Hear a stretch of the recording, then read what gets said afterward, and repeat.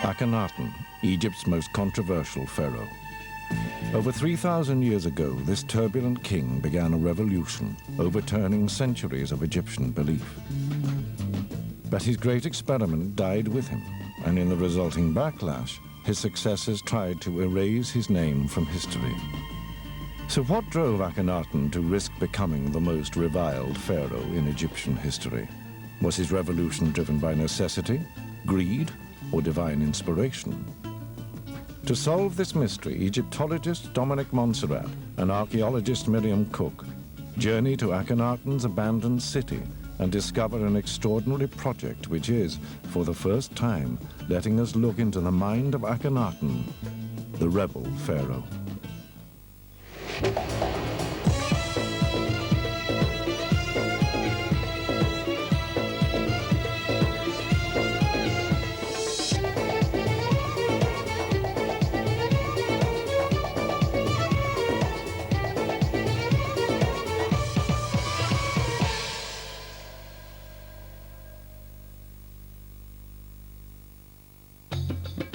Akhenaten should have been just another in a long line of pharaohs.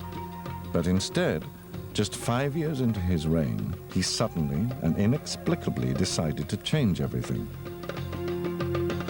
Banishing the old gods and closing their temples, he announced that one god now ruled Egypt. And as if to draw a line under the past, moved his capital and 50,000 of his subjects to a new city he ordered to be built hundreds of miles from their old homes. But why? What clues remain to one of the greatest Egyptian mysteries must still lie in the ruins of his lost city. So this is where the Egypt detectives decide to begin their search.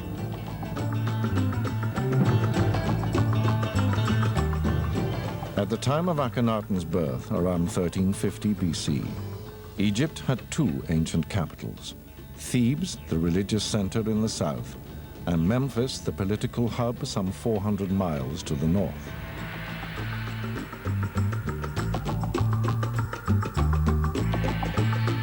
But when Akhenaten came to build his new capital at a site now known as Amarna, he inexplicably placed it as far from these old seats of power as possible on this isolated desert site.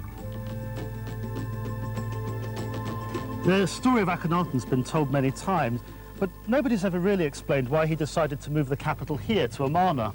Yeah, and moving an entire capital city, now that would have been a huge undertaking. Yeah, it would have meant displacing tens of thousands of people, making them leave their homes and what was familiar, and then getting them out here and making them work bloody hard to build a whole new capital city.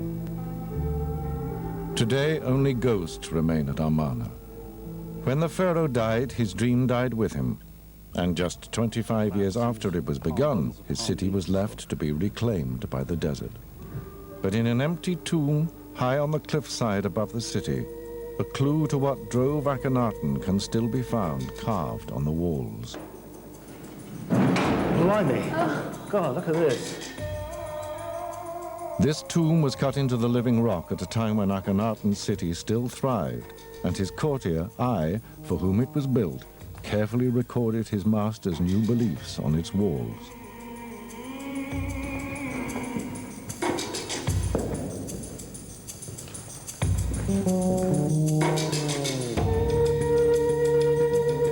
This is the face of Akhenaten. Take a look on that wall there. And above him shines the Aten, or sun disk.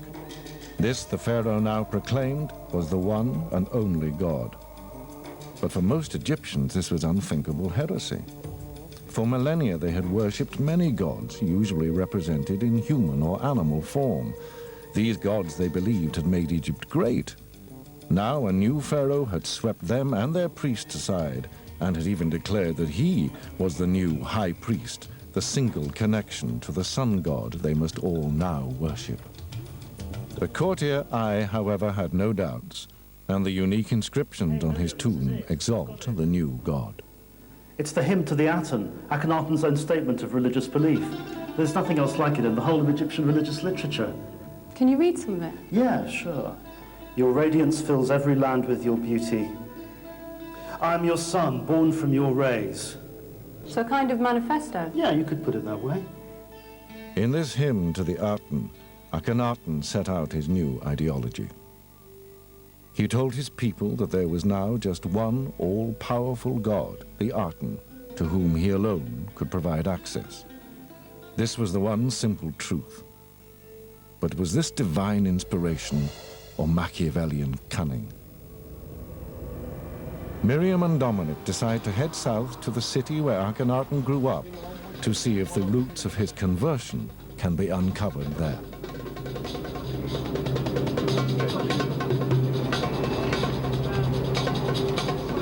The journey south from Amarna takes the Egypt detectives away from Akhenaten's radical new vision, back to the old religion of Egypt.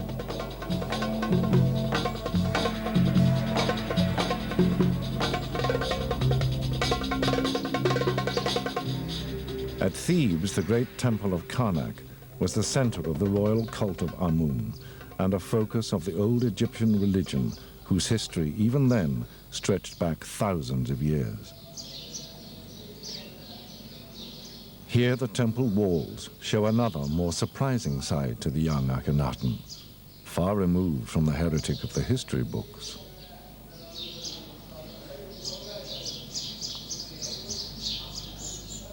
Well, here's Akhenaten, or what's left of him. But he looks just like a traditional pharaoh. Look, he's smiting the 9 enemies of Egypt. That's a very standard image. Yeah, and another standard thing is the inscription at the top, which talks about him worshipping Amun. So what happened? Well, conventional images like this date from the beginning of Akhenaten's reign, but within the next couple of years, things begin to change completely. Akhenaten had taken the throne not in that name, but as Amenhotep IV, a name which honored the god Amun worshipped at Karnak.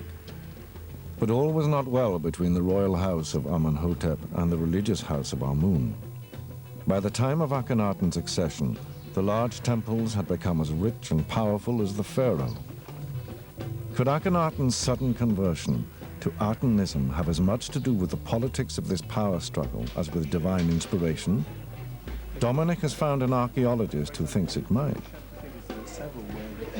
There was a problem between the Amun priesthood and the kingship, with the priests jockeying for ultimate power. And by the time Akhenaten comes to the throne, this has been going on for several generations. And it was obviously something which Akhenaten had decided to grapple with and solve once and for all. So Akhenaten's religious revelation actually had some very practical benefits for him. In his new religion, he was the only high priest, the only channel of communication with the one and only God. The priests of other gods were now irrelevant and powerless, and where better to assert his power than outside the wealthiest temple of them all, at Karnak. If you go up there, you might get a better view of it.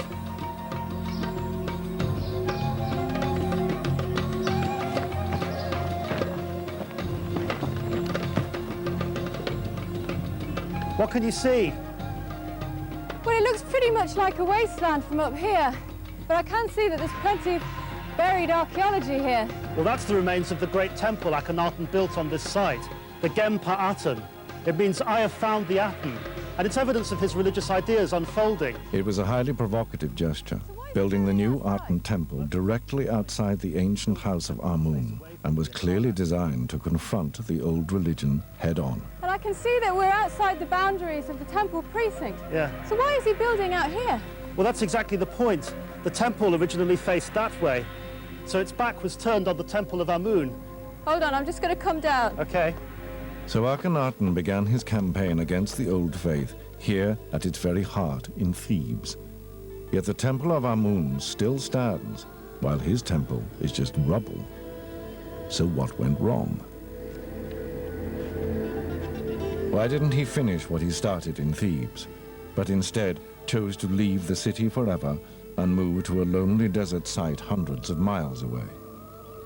The answers may lie in an extraordinary project, which is painstakingly reassembling the evidence left by Akhenaten.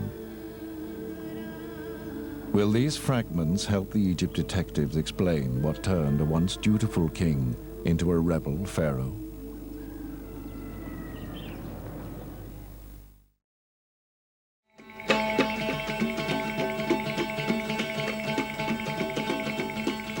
Egypt detectives are on a quest to investigate the mystery of ancient Egypt's most controversial pharaoh, Akhenaten.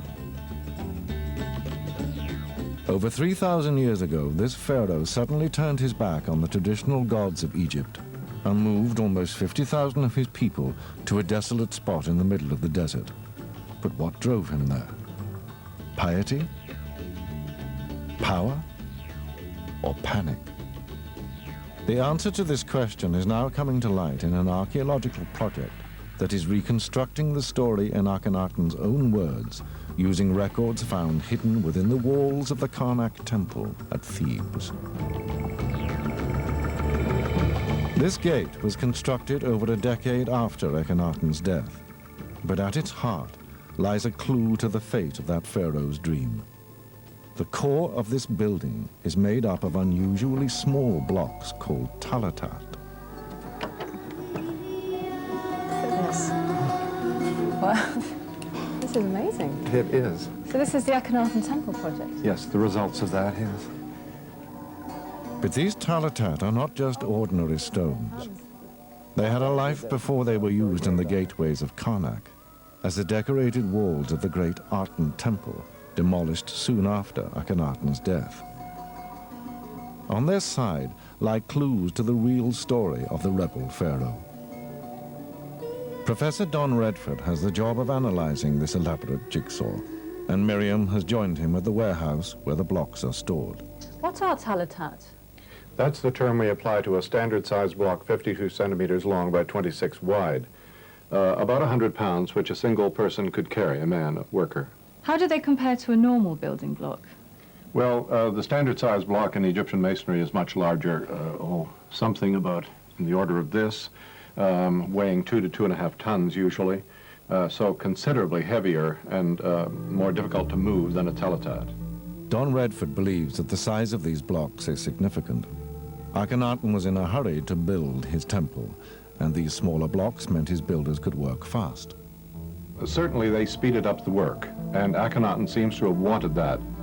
The workers were being forced to work so quickly that design and layout sometimes was faulty, and it seems rather sloppy work.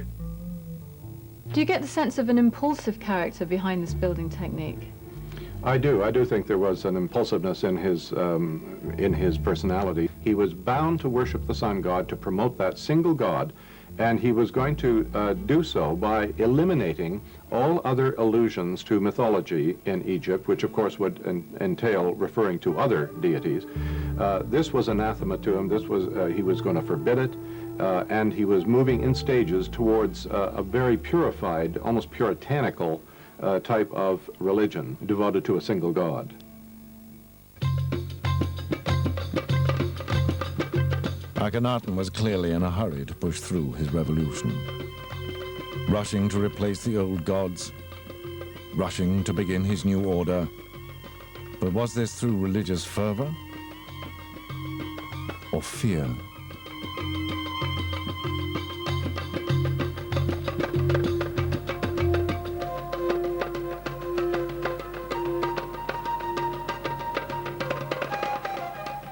This is Pylon 10, a huge gate that once guarded the Karnak temple. Its core is still piled high with talatat, and at the very top, one sandstone block holds another enigmatic clue. A message from Akhenaten to his people, a message they may not have wanted to hear. Well, here it is. At last, the inscription. Can you translate it? Yes, I think I can. This is the most important column, which reads, "They have stopped, one after the other, whether of precious gems or gold or silver, I presume." He's speaking of the cult images of the gods. That phrase, "the gods have stopped," that's a rather strange statement. And what Yes. exactly is he saying there, then? The gods have stopped. What does that mean? That's very odd, actually. It's very strange. The verb he uses to cease movement or to stop is what elsewhere in Egyptian text is used of what the sun never does. The sun keeps going around and around without ceasing. But here he's saying that other manifestations of the supernatural have ceased. So this is obviously, it seems to me, one of these speeches that were made periodically by the kings of Egypt to their court and for public dissemination on walls and this sort of thing. And he is making here an announcement. So what impact would this have had? It must have been a bombshell. Akhenaten was attempting to end the centuries-old way of life at a single stroke. In one simple pronouncement, he had declared that the old gods of Egypt were dead and only his god, the sun disk, lived on, ceaselessly circling the heavens. But Don Redford believes that this message was not what the people of Thebes wanted to hear, and that their hostile response may have driven Akhenaten to found his new desert city. To show Miriam evidence of this opposition, Don takes her to the west side of the Nile, where the Egyptians traditionally buried their dead. Well, here we are, tomb number 188, the tomb of Pharaoh of the Theban necropolis, and they're already at work. Shall we give them a hand, clearing the stones? Why not? Right. This tomb belonged to one of Akhenaten's loyal servants, and its walls still bear witness to the fervent opposition which his revolution had unleashed.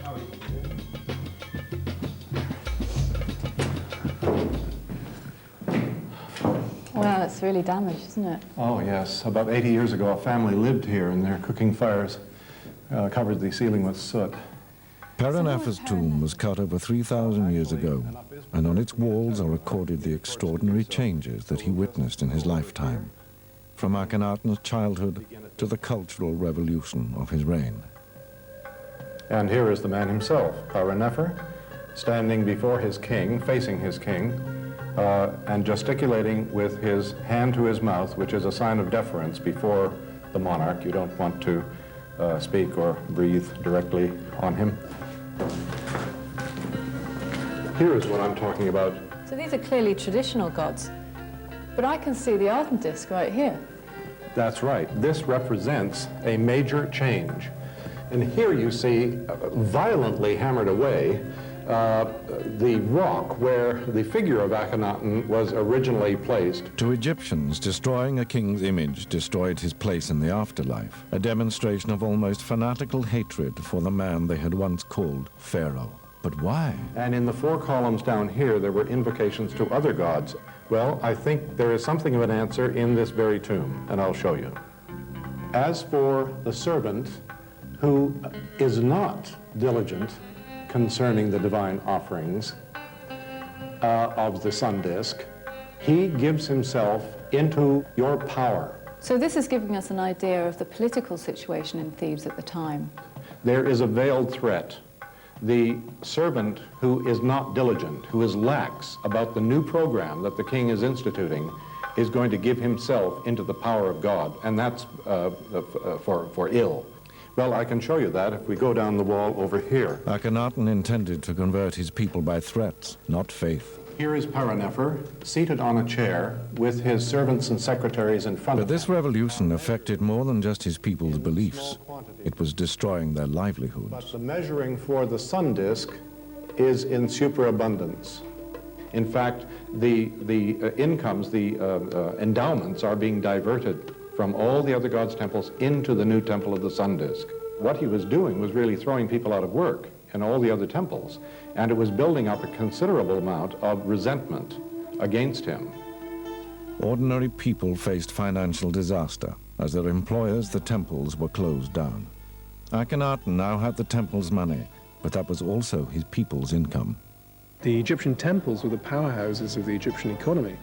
So if someone like Akhenaten comes along and closes down all the temples and takes over their assets, then this is making quite a considerable economic statement, and it is economic suicide. In breaking the power of the temples, the pharaoh was bankrupting his people, and it seems neither the priests nor the thousands of people they employed were prepared to accept this lying down. For all his power, Akhenaten couldn't change Thebes fast enough. So he simply left the problem behind. He abandoned the old city with all its reminders of the old religion, abandoned his own temple outside Karnak, and headed off to the desert site of Amarna, where a vision told him to found a new capital. He was running from his critics. he was receiving criticism. It was not veiled criticism. These were evil words, as he characterizes them. He simply cut and ran and created this new sort of dream city of his in the waste of the desert, where he could be his own man, put down his own roots, and he didn't have to deal with anyone.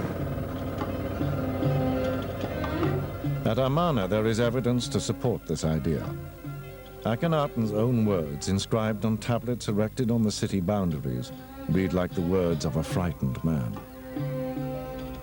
It was worse than those things heard by any kings who had ever assumed the white crown. So Akhenaten hadn't moved his capital to Amarna purely from choice.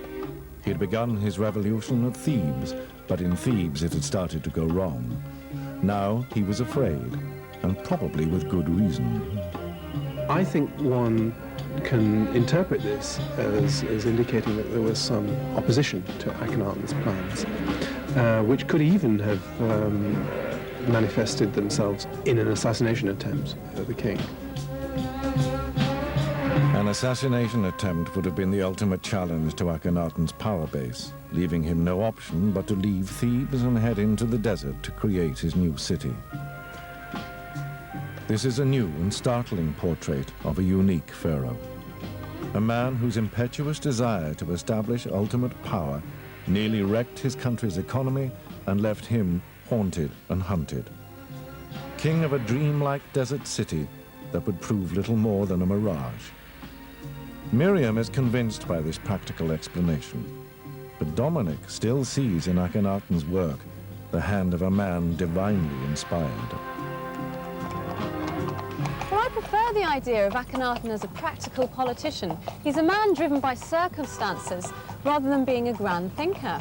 It's tactics. He's not strong enough to implement the changes he wants to here at Thebes, so he moves to Amarna. I think we've just got completely opposing views. That's not the Akhenaten I know. But will we ever know the real Akhenaten, Dominic?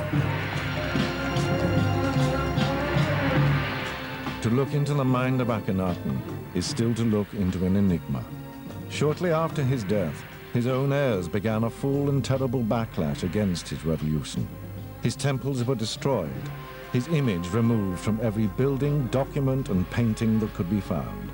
He became to the Egyptians a non-person, a man and a time they pretended had simply never happened. Only now is his story re-emerging from the sands of Amarna, a lost pharaoh for a lost city, a man whose vision, inspired by avarice, power, and panic, went too far and too fast for his people to follow.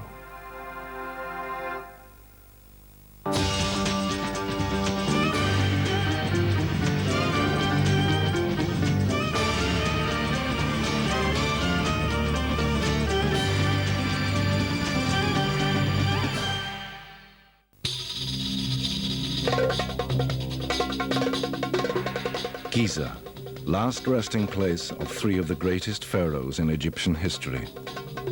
A wonder of the world. And home to a mystery. In a temple connected to the pyramid of the pharaoh Chephren, archaeologists discovered a huge and perfectly preserved statue of the king, carved in an exotic iridescent stone. But this sculpture is in no local rock. In fact, this striking material can only be found deep in the desert, hundreds of miles from Giza. So how did Chephren's people manage to bring this marvel here, 4,000 years ago? To investigate this puzzle, Egypt detectives, archaeologist Miriam Cooke and Egyptologist Dominic Montserrat search out the lost quarries of Chephren and undertake a unique experiment in ancient Egyptian engineering.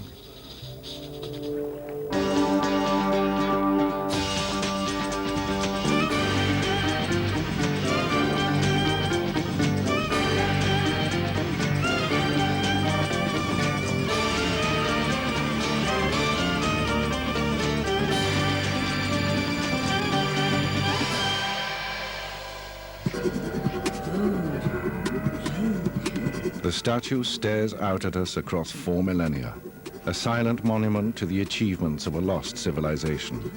It still inspires awe in those who come under its gaze, none more so than Egyptian antiquities chief Zahi Hawass. Is one of the most beautiful statues ever made by a sculptor. It's really unique.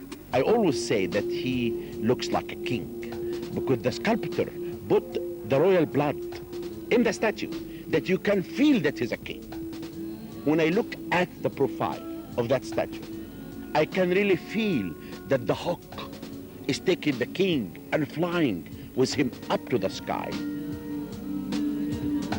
Made for a living god, the presence of this statue at Giza is also something of a miracle.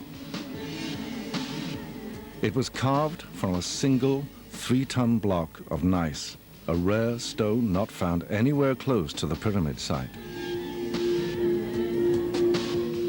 The question for the detectives is, where did this huge stone originally come from? And how did the Egyptians, with no modern technology, manage to get it here? The logical place to begin seems to be the valley temple where the statue was found. This is in itself an incredible feat of engineering. It is constructed of massive blocks of red granite, which, like the statue, also must have been carried great distances, as this rock isn't found locally. Perhaps finding the source of this could provide the first clue to the statue's origin. The detectives decide to split up. Dominic's expertise is best put to use researching ancient Egyptian technology.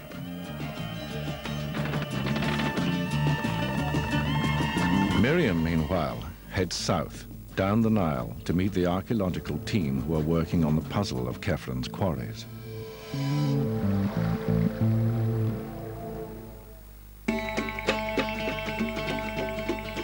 Aswan, the southern edge of ancient Egypt. This has been identified as where Chephren found the massive red granite blocks to build his valley temple. Although Aswan is hundreds of miles from Giza, quarrying here was possible thanks to the Nile. When the blocks of stone had been cut from the cliffs and roughly shaped on site, they only had to be moved a short distance to the river, where they could be loaded onto barges, letting the water do the work of carrying them north to the pharaoh's court. Without the river, these quarries would never have existed, as the job of moving the cut stones more than a few hundred meters would have been impossible. But Aswan is not home to the rare gneiss of the statue. In fact, this rock doesn't occur anywhere on the banks of the Nile. In 1999, an international team of scientists came together to see if they could solve the riddle of the location of Chepren's missing quarry and discover how the pharaoh's builders actually brought the stone to Giza. Many tools actually were found at our excavation. Are these fairly typical, are they? Yeah, yes, this is coming from Chephren quarry, which famous kind of this tool.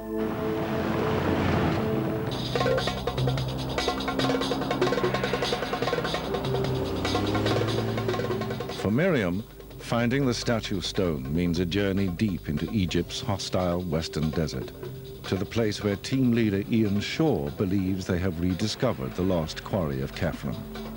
In the 1930s, a British Army patrol had taken a road into the western desert and got lost in a sandstorm. In their confusion, the patrol stumbled upon a mysterious place called Gebel El Aser. Scattered everywhere across the desert, they saw blocks of stone and countless stone tools. Nearly 4,500 years after Chepren's stonemasons had left there for the last time, the patrol had accidentally found his quarry. This was the source of his prized stone. Ian and the team have come to this desolate site many times, and by carefully removing centuries of sand, they have begun to uncover its secrets. Well, here we are. This is what you've been looking for, the Chephren quarries. It's an incredible place. And I recognise the stone. It's very distinctive, isn't it? This is one of the spoil heaps that forms part of the whole quarry setup. And here I am standing on the spoil heap, which is a mixture of material which has been taken out from over here and you can see lots of the blocks that they've begun to work that have come out of the ground over there. And down here, lots of lovely big fragments of precisely the kind of stone that the Chephren statue is made from.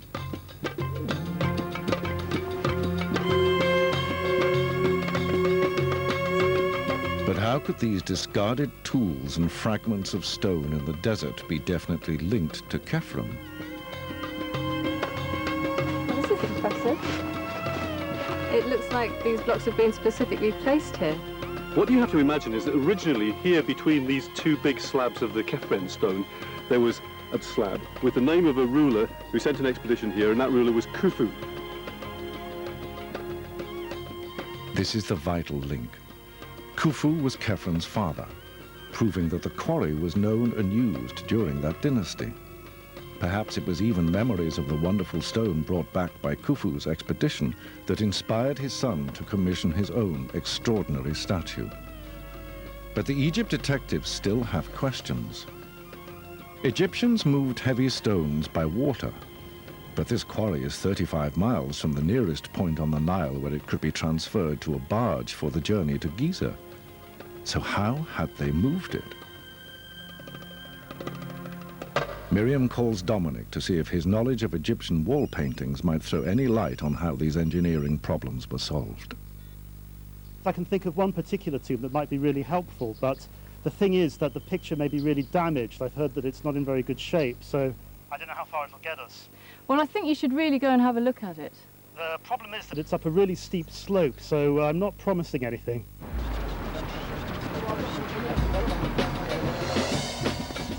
The tomb is at Deir el-Bersha, a necropolis over 100 miles south of Cairo. But Dominic isn't convinced he can even get there. A recent operation on his ankle makes him extremely anxious about his chances of success. There are two things that I'm worried about. One is that the relief may no longer exist, and the second is that it's up a very, very steep mountainside, which I don't think I'm going to be able to get up. It was going to be a tough climb, and there was no guarantee that there would be anything to see at the end of it.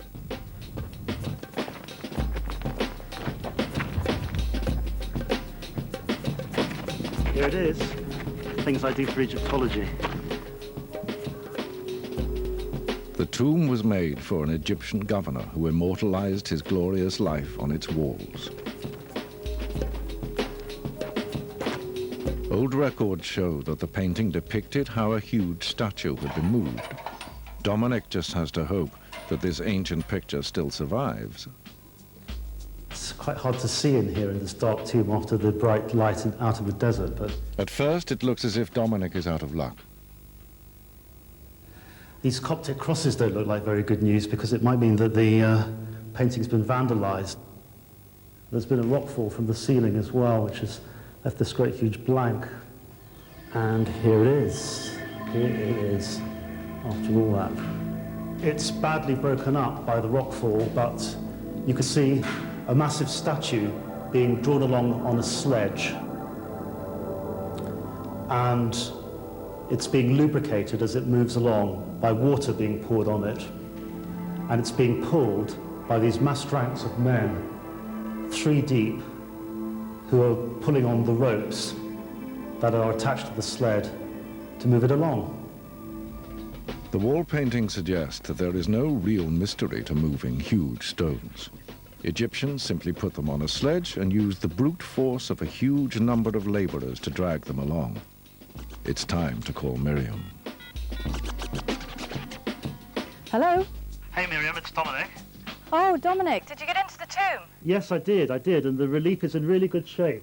What does it show about the movement of the blocks? Well, they're put on sledges, wooden sledges, which are drawn along by teams of men on ropes. And to ease the movement of the sledges, water is poured as a lubricant. So do you think this is the answer? This is how they were getting the blocks out of the quarry? Yep, I think that's the answer to how they move the blocks. So is this the end of the trail for the Egypt detectives? Did Chephren get his stone by simply sending hundreds of men into the desert to drag it back for him? They look as if they've just been freshly cut these stones down here, don't they? Back at the quarry, however, The discovery of mysterious stone structures in the sand suggests the Egyptians had in fact been far more ingenious than anyone had imagined.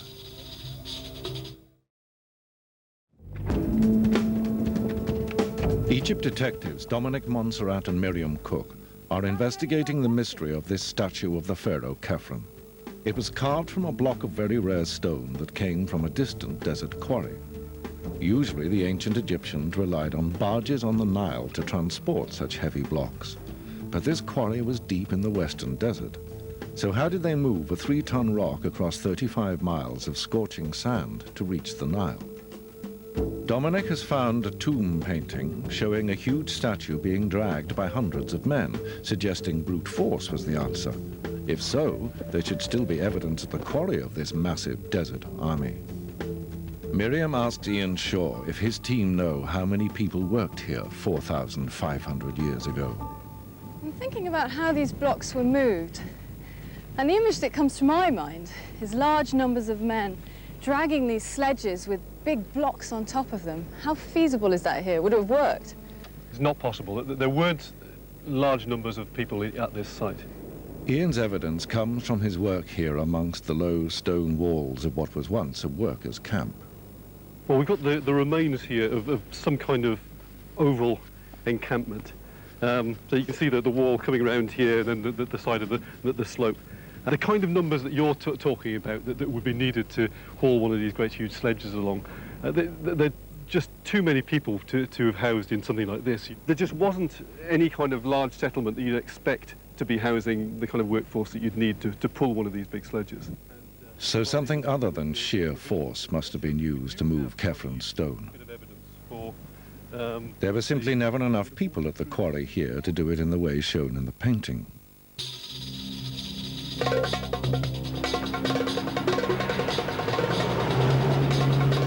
The investigation seems to be going nowhere, stuck in the engulfing, smothering desert sand, a problem from which Chepren's enigmatic statue had somehow escaped.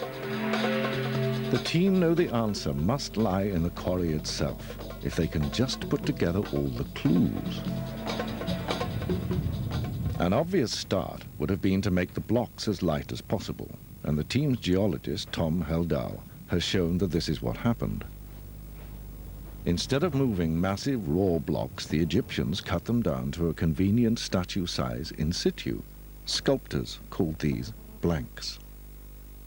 They were using hammer stones, like this one here. That's made of a slightly harder stone that they can use for carving the surface or hammering the surface to a smooth, to one plane. And this one is a whole one, but you're also, like this one you can see have been used. It's broken in two and left in the quarry. So in this case you can see this is a asymmetrical block that is quite flat on the bottom, and it's a thin edge, narrow edge here, and it's a bit fatter here. And that is actually fitting the shape of a sitting pharaoh sculpture.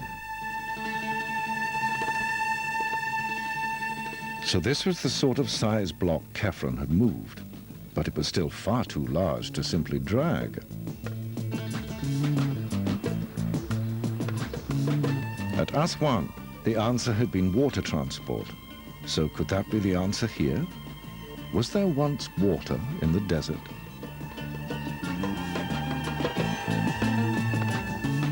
The archaeologist went back to the data for long-term climate change and made a remarkable discovery. Around 4,500 years ago, when the quarry was in use, North Africa was probably greener and seasonally wetter. The evidence that we have here... And sure enough, team member Elizabeth Bloxham has found evidence that suggests there was once at least some water at the quarry. Been focusing on this side of the research. So Elizabeth, why do you think this is a well? Because it looks very similar to a small hut. So if you look at the ground surface, you can see it's this very dark brown mud with very, very deep cracks here, indicating that it's a well and the water was coming up into these cracks. And is it the same period as the Chephren quarries? Yes, it is, because there are similar wells in the quarries, and one of them had an Old Kingdom pouring vessel in the base in a similar crack like this. How does this particular well inform us about climate change, that it was a wetter environment here? Simply because the water was so close to the surface, about 3 feet, so it indicates seasonally higher rainfall at the time. Many other wells have now also come to light at the quarry, suggesting that water was available here 4,500 years ago. But you can't float a barge on underground water. So we have water here, but we're still 35 miles from the Nile. Is there any river or channel that could have connected the two that might provide some kind of water transport? Well, we do have the Wadi Tushka, which is just a short distance over there. Today, the Wadi Tushka is a dry valley, but 4,500 years ago, in the rainy season, it could have filled up with water and provided Egyptian engineers with a connection to the Nile. But there is still a problem. The wadi is some distance from the quarry itself, so the ancient Egyptians had to first get the stone overland to the wadi and then somehow get the blocks onto the water.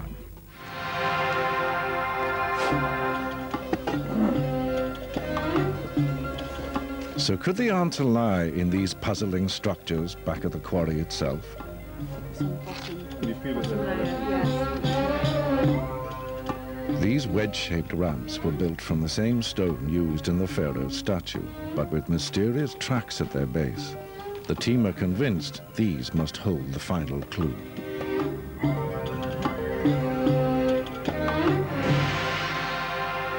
Well, we've established that the environment was a lot wetter at that time and that water possibly played an important part in the transport of these blocks. But what is this, and how would this have fitted into the equation? Well, basically, we know that this is a type of stone ramp of the time of Chephren, and like most ramps, the basic idea seems to have been taking the big stone blocks that would eventually be statues up to the top here, and our initial assumption was that what they were trying to do was to get them onto some kind of conventional wooden sledge. But then we excavated further and we realised how high the ramp is. A conventional low-lying sledge would only come up to this height. But we also have these very deep and wide tracks. So it seemed that this was purpose-built for a vehicle that we don't know about in the archaeological record so far. But purpose-built for what kind of vehicle, do you think? Well, we know that the task that the Egyptians had was to get the stone from here to the Nile, to the river, and we know that the Chephren statue was found at Giza, and that therefore that was the ultimate destination of the statue blocks, 800 miles up to the north by river. But they would also want to minimise the amount of times that they moved the block. So what you're suggesting is a kind of amphibious vehicle? That's certainly one possibility. Moving the pharaoh's stone by sledge would have been an almost impossible task. So the archaeologists believe that the ancient Egyptians may have come up with an ingenious engineering solution, an amphibious vehicle. This would only need to be loaded once and could then move the stone across both land and water. This sketch gives us an idea of how this remarkable vehicle might have looked. A simple, sturdy raft made buoyant with inflated animal skins. Underneath the raft were runners that allowed it to be precisely placed in front of the ramp. That's the reason for those mysterious tracks. Then it could be dragged, probably by animals, to the flooded Wadi Tushka, and from there floated down to the Nile. This theory is partly supported by this rare wall engraving that Elizabeth found.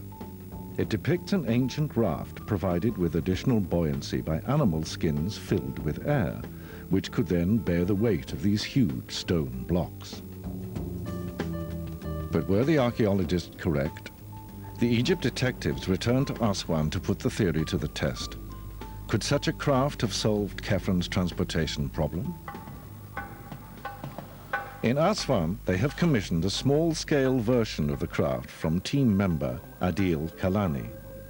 He and his colleagues use only the materials available to the ancient Egyptians, wooden planks, rope, and inflatable goat skins, to create one of these amazing amphibious barges.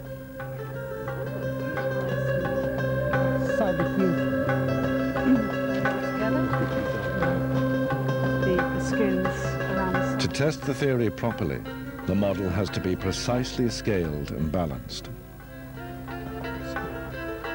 What's the scale of this compared with the loading ramp and the tracks? About a quarter of the size of the one that would have been used in conjunction with the loading ramps. So these two pieces of wood here, are these the runners that would have gone into those ruts in front of the ramp? Yes, exactly. They would fit into those tracks. Quite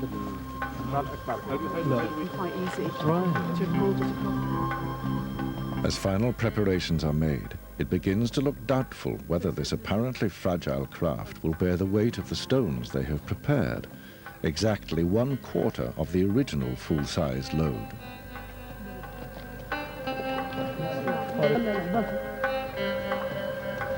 There's only one way to find out. As the sun sets over the Nile, the craft is loaded, then prepared for launch.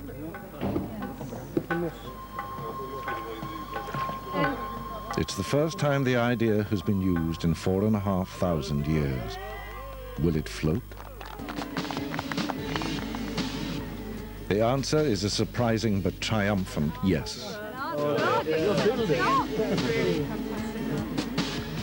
This may only have been a miniature version of a much grander original, but it proves that the principle works.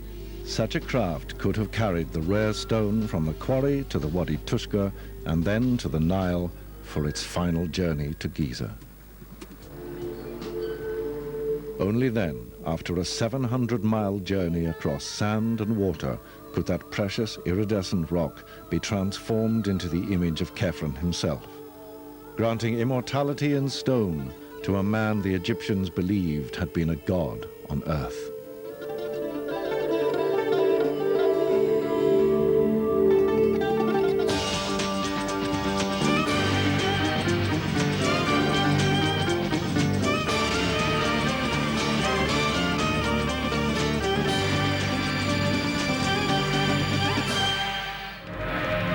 The civilization of ancient Egypt left behind a spectacular legacy, but also many unsolved puzzles. None of these is more controversial than explaining when and how it all began. Ancient Egypt has inspired awe for thousands of years, and its monuments, like the Great Pyramid, are among the wonders of the world. From the building of the Great Pyramids to the death of the last pharaoh, Cleopatra, whole libraries have been written about ancient Egypt. But one chapter remains nearly blank. It's first. Just where did this dazzling society spring from? For Egypt detectives Dominic, Montserrat and Miriam Cooke, this is the greatest mystery of all. Can clues from 6,000 years of history be pieced back together? And if so, where will they lead? Can the trail still be followed back to find the founders of Egypt?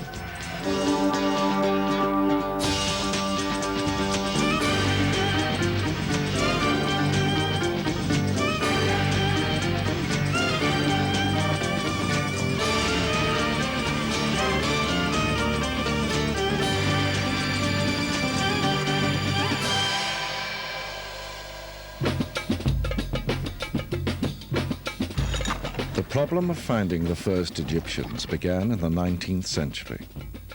To the Western archaeologists of the age, it seemed that the builders of this great civilization couldn't have been ancestors of the poor inhabitants of the country they saw around them.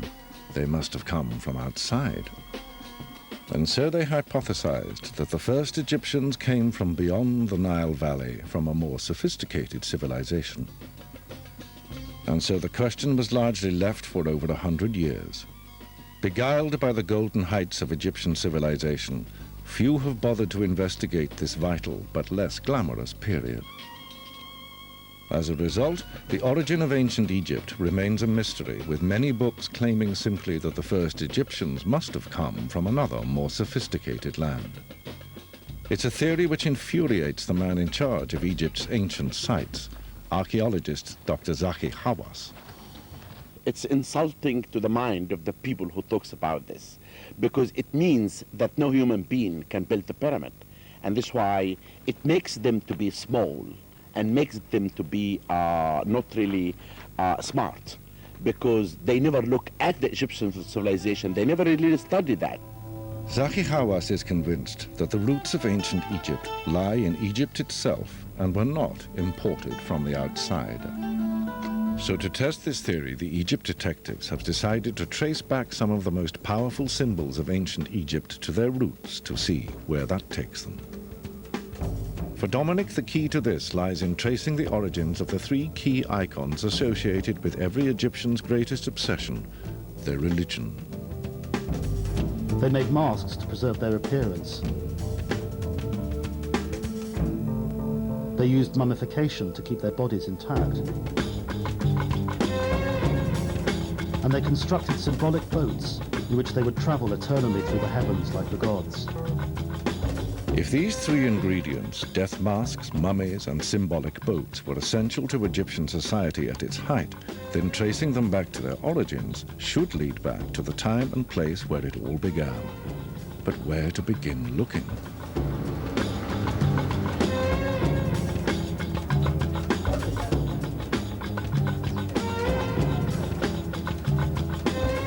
How are we going to solve this puzzle of the first Egyptians? Well, we have to look at archaeological evidence. There's some very early sites in the Nile Valley, and these must give us some important clues. I'd like to do something different. There are some very early texts in one of the first pyramids. They might prove just as revealing as the archaeology.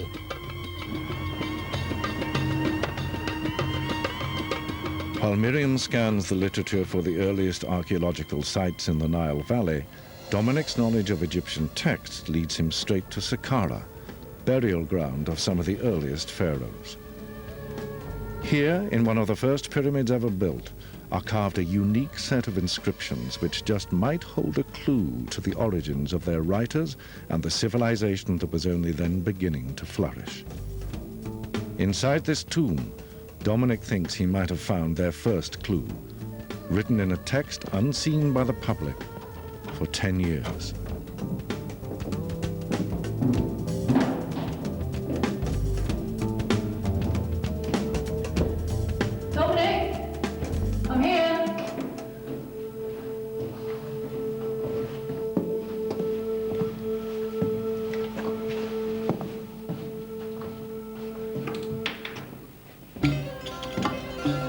Mind your head.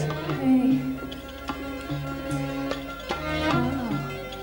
This is absolutely incredible. Isn't it stunning? It looks almost pristine. Yeah, it's been closed to the public for 10 years to preserve it properly. Inscribed on the walls of the burial chamber are the pyramid texts, a collection of sacred spells that protected the dead pharaoh on his dangerous journey into the afterlife. But despite this being one of the first pyramids ever constructed, the spells are already highly sophisticated, suggesting that their history stretches much further back.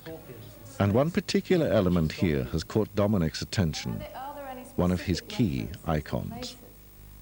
One thing you see again and again are these solar boats, like here, in which the dead king travels in order to be reborn. And during that journey, he's very vulnerable to attack from hostile animals like scorpions and snakes, even malicious donkeys. The sunboat was an essential element in Egyptian culture, so finding it here at the beginnings of their civilization shows the idea could not have been imported from abroad at a later date, and may, like the texts themselves, be older still. And there's also a clue in the texts here suggesting where the detectives should investigate next. Two places that come up again and again are these twin cities, Nekhen and Nekheb. The Egyptians seem to have regarded them as incredibly ancient places, almost like the centers of their own origin. And do we know where these places were or where they are? Because it sounds like a really good lead. Yeah, well, Nekheb is the modern El Kab. Miriam's research confirms that El Kab is an important archaeological site. So although it lies some 460 miles south of Cairo in Egypt's arid eastern desert, a journey there had to be the next stage in the quest for the first Egyptians.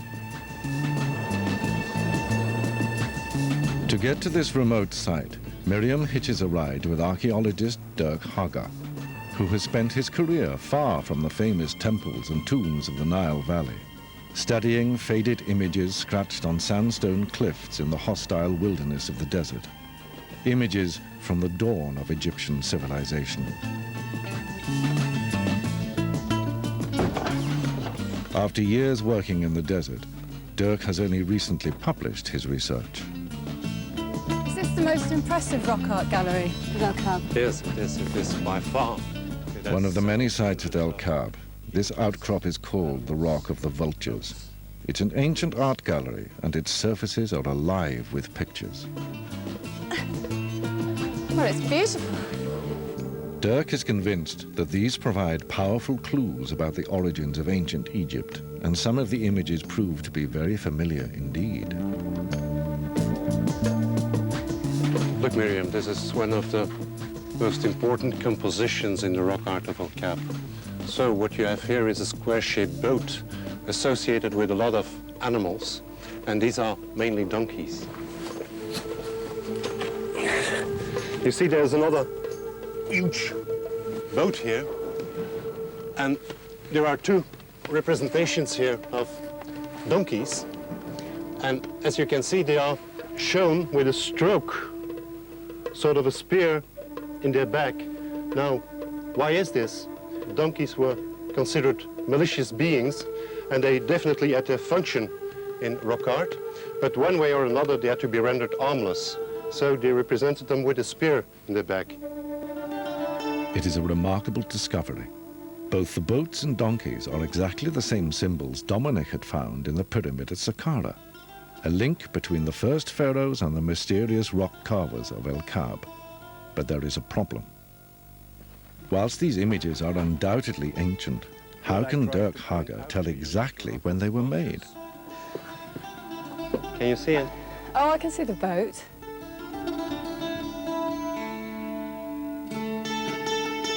The sunboats and donkeys could have been scratched here at almost any time, but Dirk has found a way to date these pictures, and the clue lies in pots like these.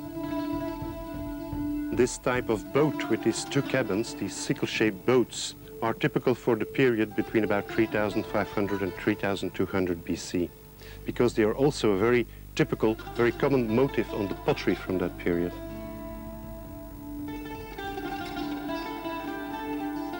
These pots, whose age we know thanks to radiocarbon dating, use similar images of sunboats in the same style, so they must be from the same time.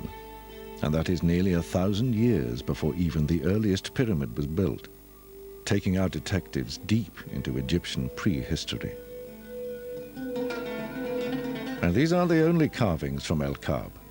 Dirk has discovered that scratched beneath the boats are still older and stranger images. Giraffes. These exotic animals with their long necks reaching towards the sun are evidence of an even earlier form of sun worship. The giraffes are clearly older than that, and my hunch is that they date from between 4,000 and 3,500 BC. Why were boats replacing giraffes? Climate became completely unfavorable for these large animals, giraffe, elephants, etc. So they became increasingly scarce in the landscape, and people had no longer confidence in them.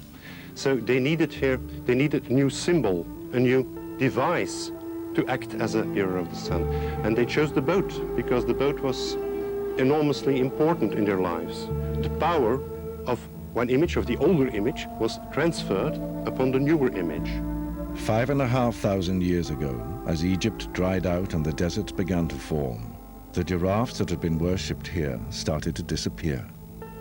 To replace them, the people needed a new symbol, and what better than the boats which plied the river that was now their lifeline.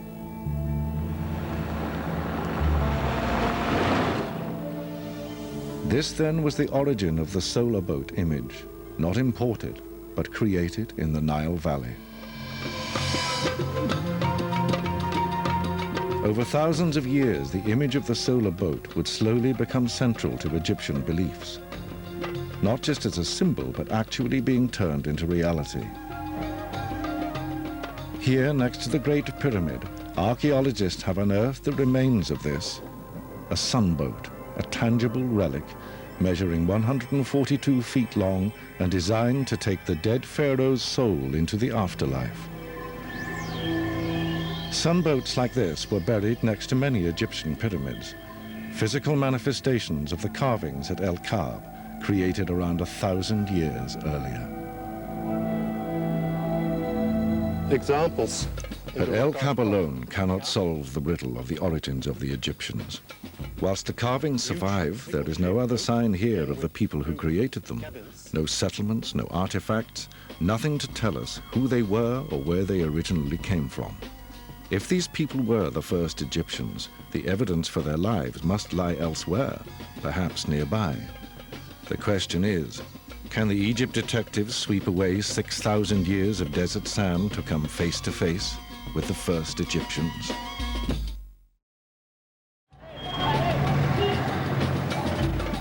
Egypt detectives Dominic, Montserrat and Miriam Cooke are in search of the origins of ancient Egypt. Miriam has already traced one of the most important symbols in ancient Egypt, the sunboat, back to a prehistoric rock art site used at least 1,000 years before the pyramids. But the creators of this place are a mystery. If they are the ancestors of the ancient Egyptians, then where were they living?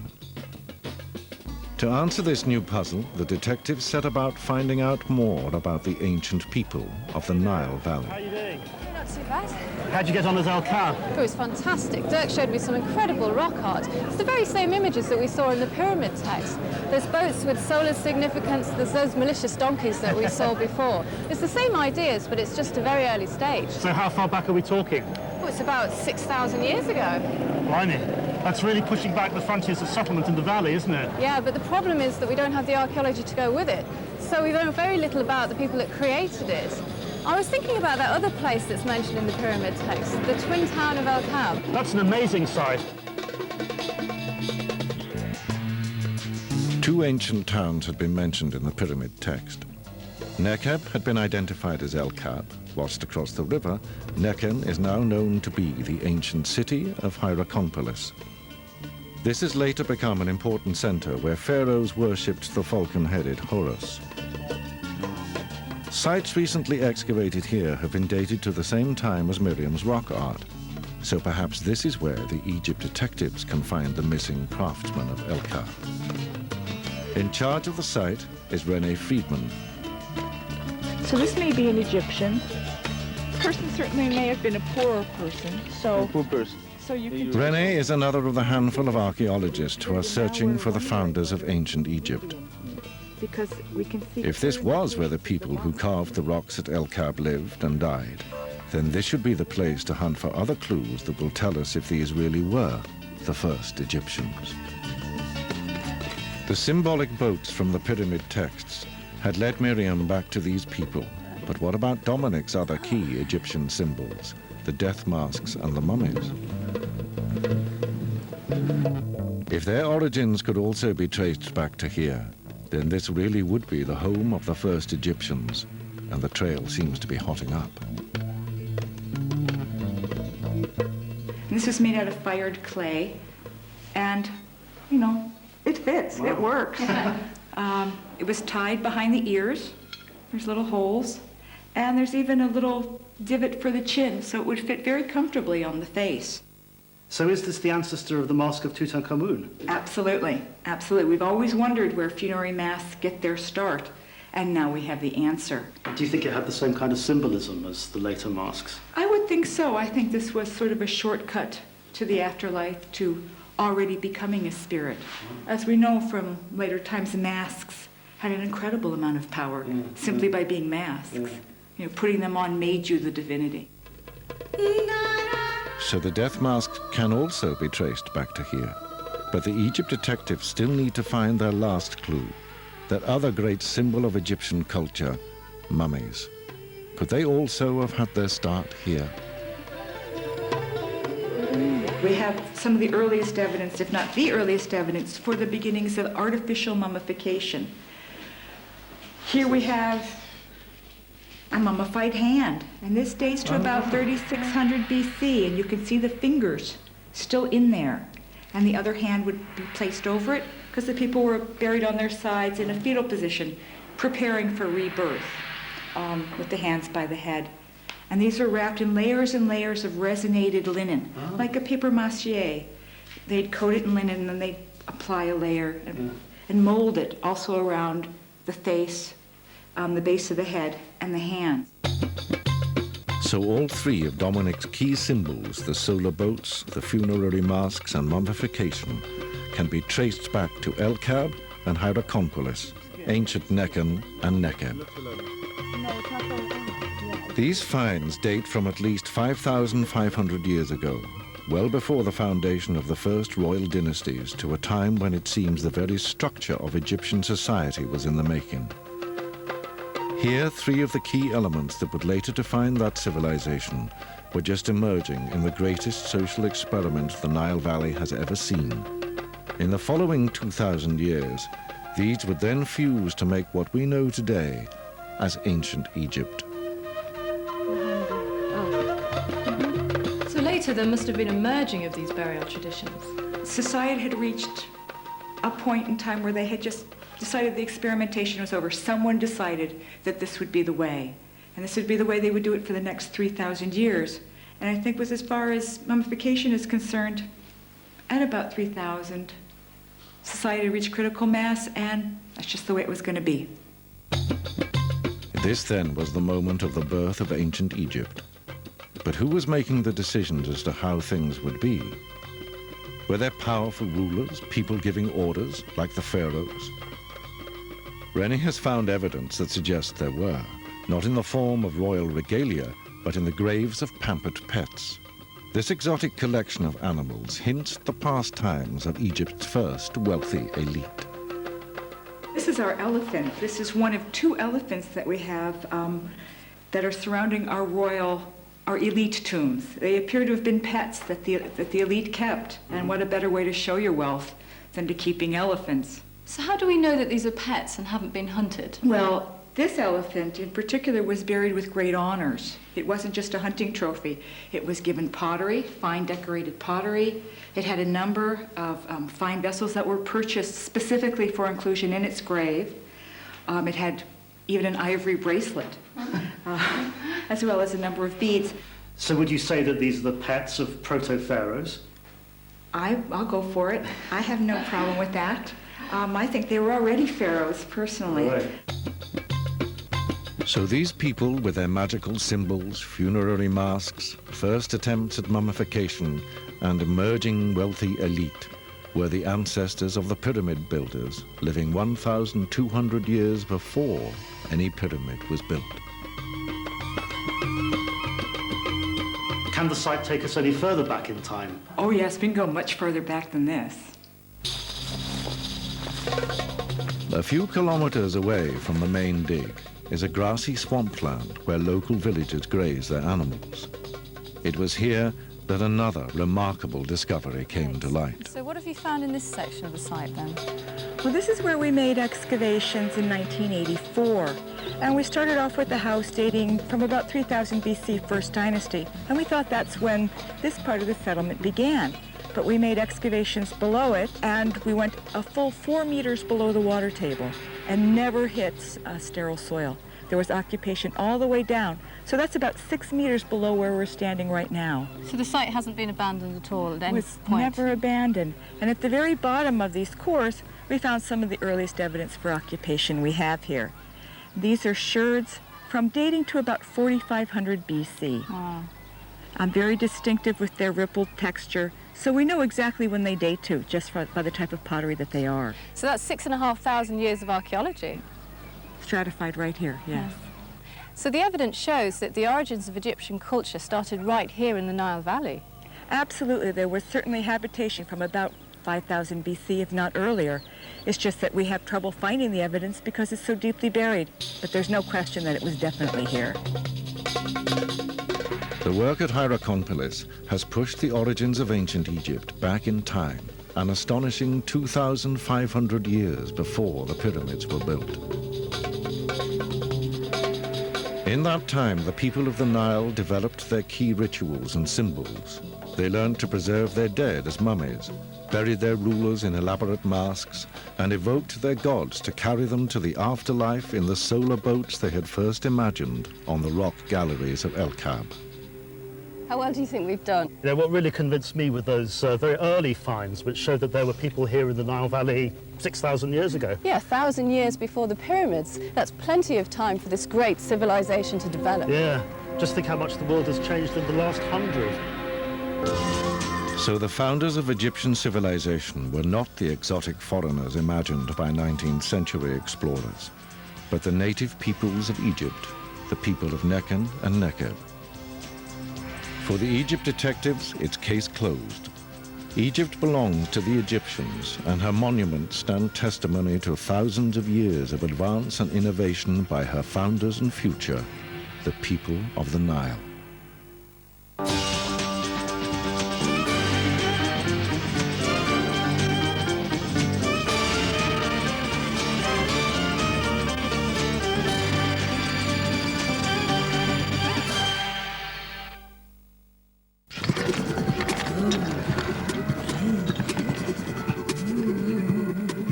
It was the archaeological find of the century, perhaps the greatest single discovery of all time.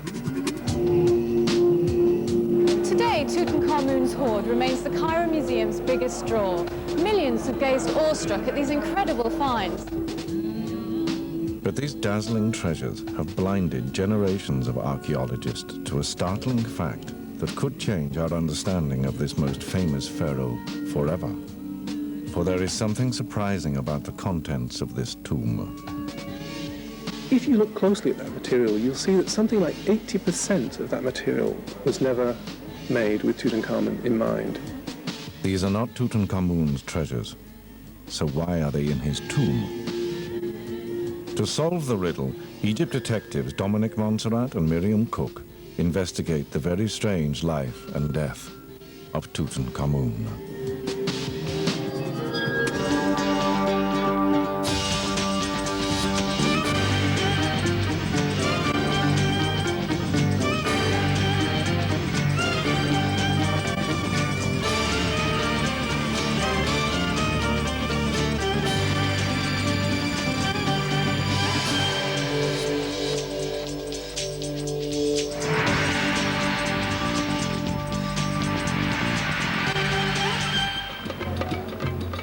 Luxor, on the east bank of the River Nile. In the Pharaoh Tutankhamun's lifetime, he would have known this city as Thebes, his religious capital and home to the great Karnak temple, devoted to the worship of his own favored god, Amun. This was where the young pharaoh came to praise the god from whom he took his name, Tutankhamun, the living image of the Amun, and where the pharaoh himself was revered as a living god. This was also the place where the body of the king, dead at just 20 years of age, began its extraordinary journey into an eventful afterlife in 1322 BC. From here sailed the remains of this minor pharaoh, who should, were it not for a quirk of fate, have been relegated to complete obscurity. It was a short journey across the Nile to the West Bank, the land of the dead, to join his ancestors who inhabited the lavish royal tombs of the Valley of the Kings. By the time archaeologists began to rediscover these tombs in the 19th century, most had been robbed of their contents, but one somehow had been missed, Tutankhamun's. Inside was a dazzling array of everyday objects and golden treasures. Gold, which never tarnished, and which the pharaohs believed touched them with immortality. But for all their fame, this vault and its treasures have only very recently been examined in detail, and the story they're beginning to tell is as rare and strange as the objects themselves.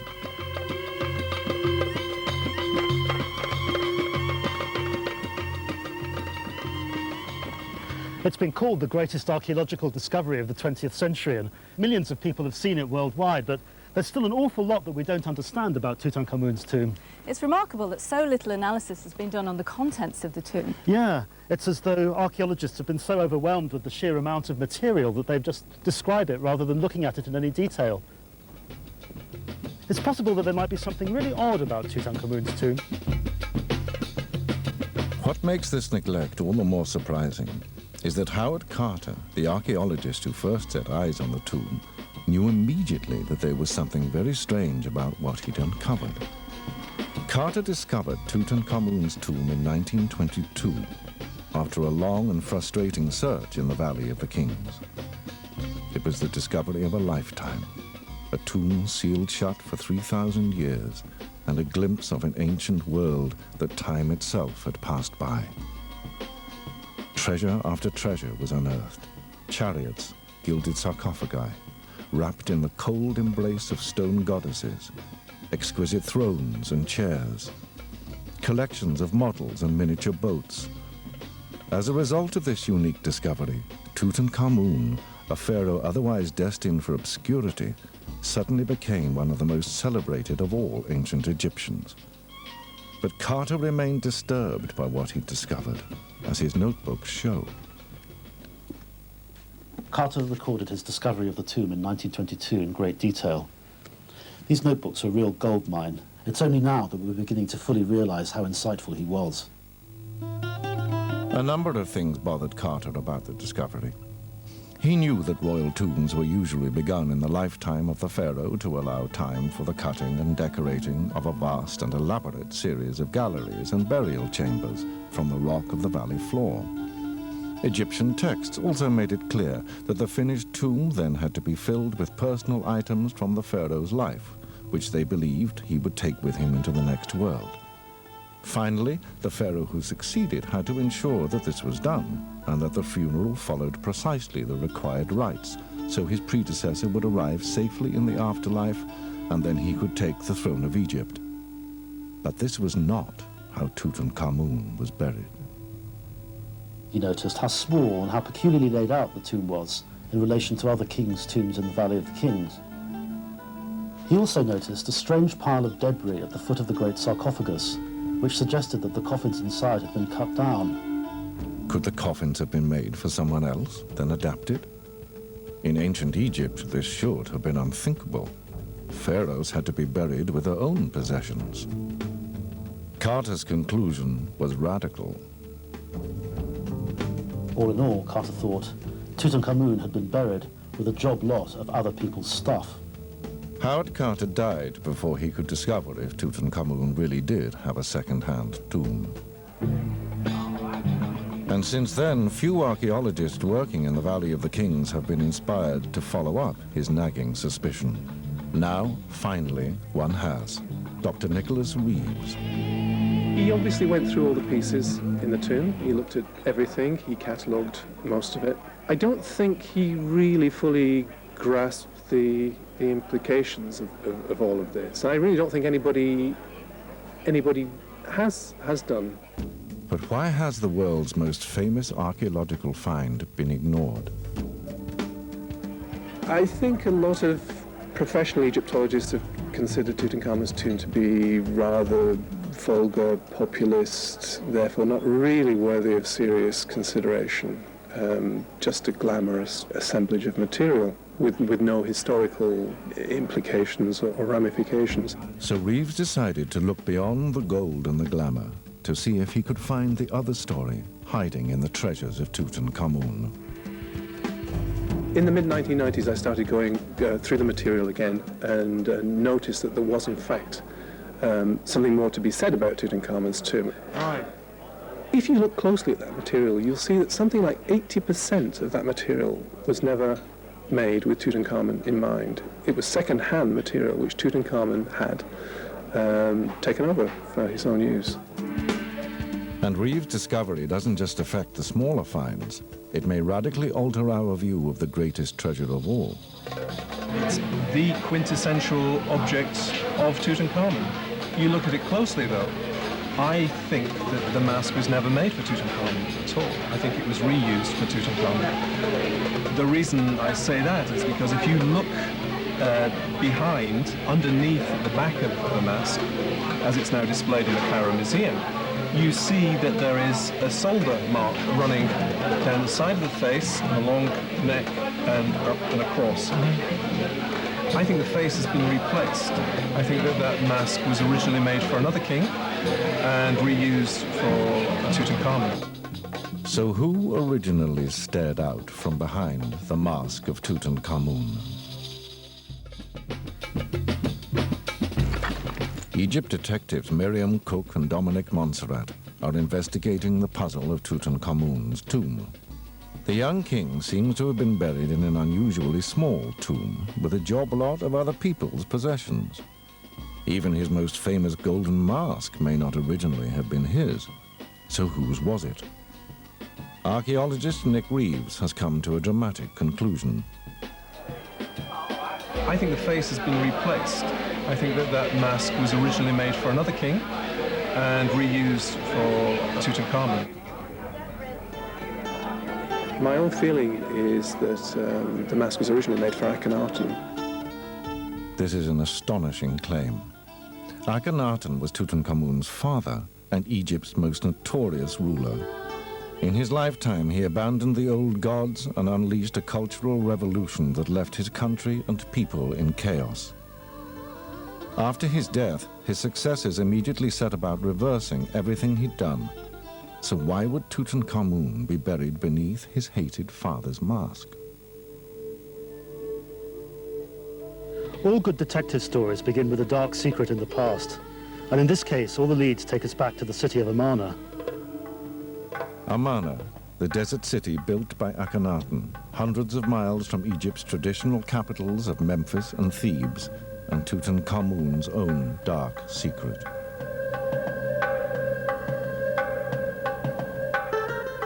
This was where Tutankhamun probably grew up, in the city at the heart of his father's revolution.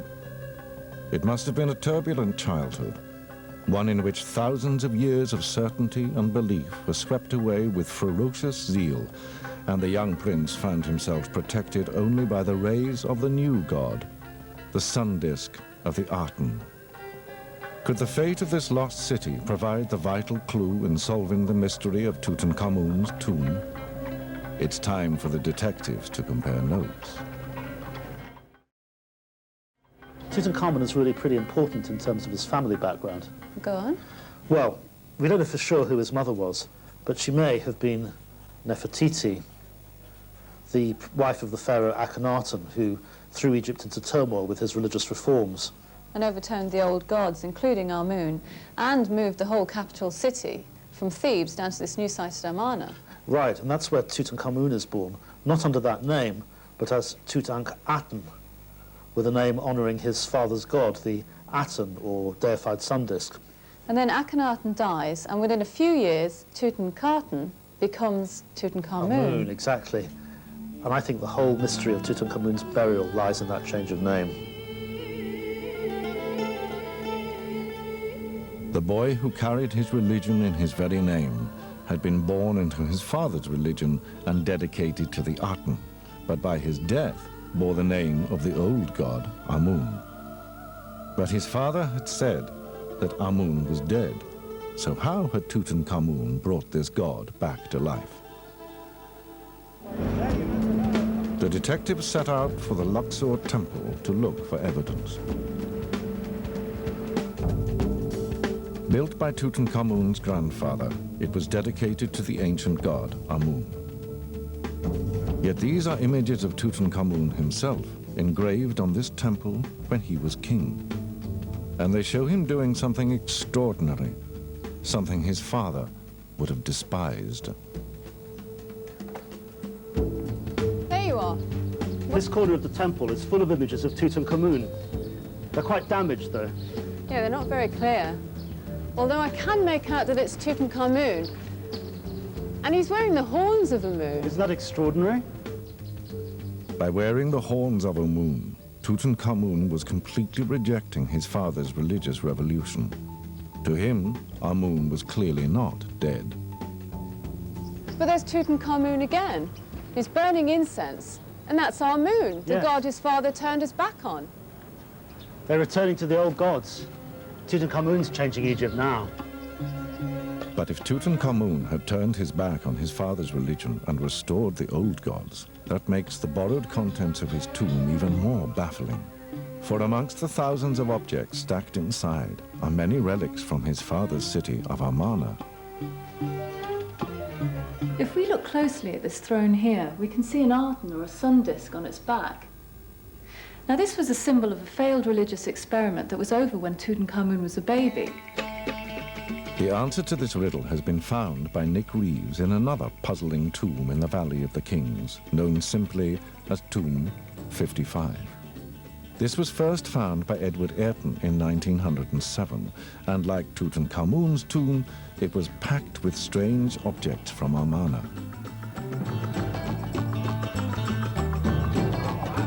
What I was interested in was the relationship between Tutankhamun's tomb and this odd cache tomb, Tomb 55.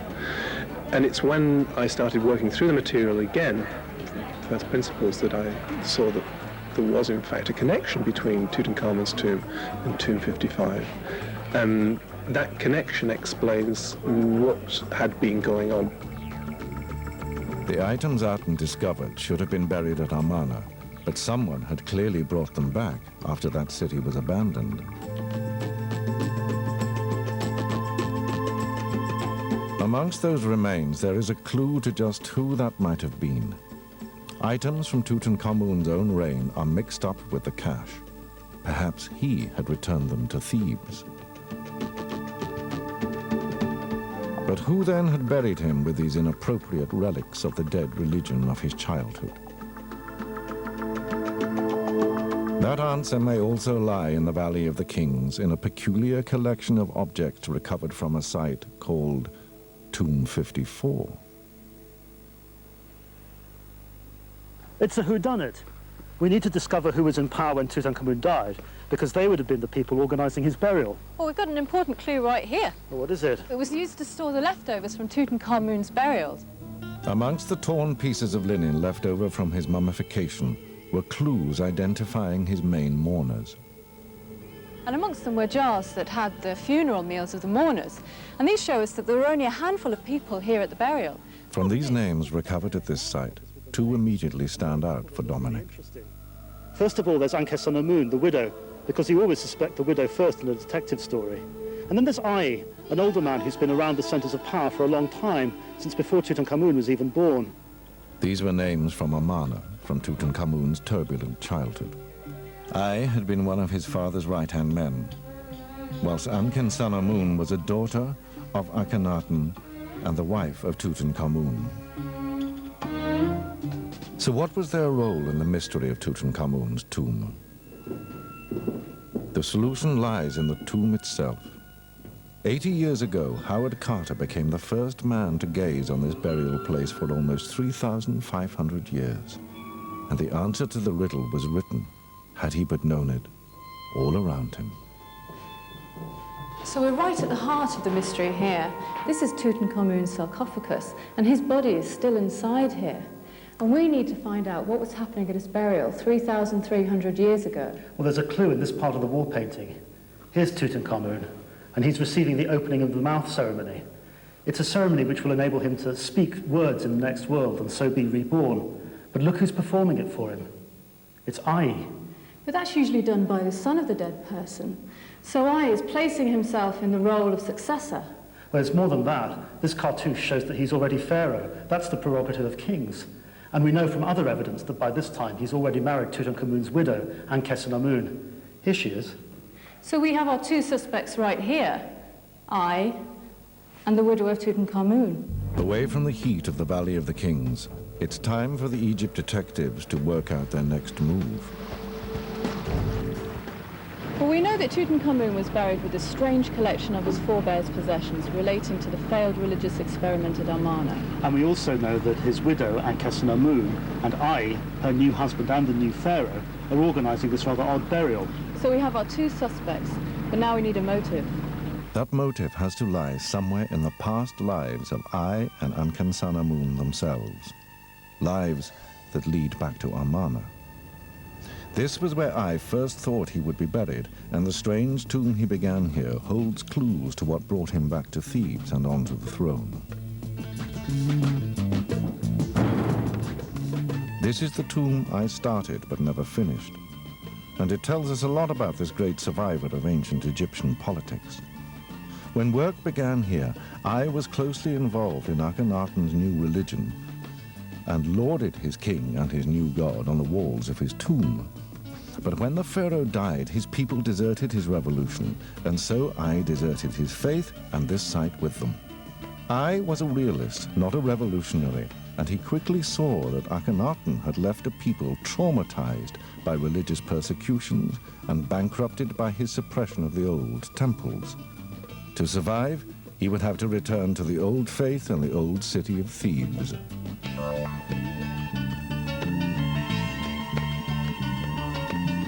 The Egyptian temples were the powerhouses of the Egyptian economy.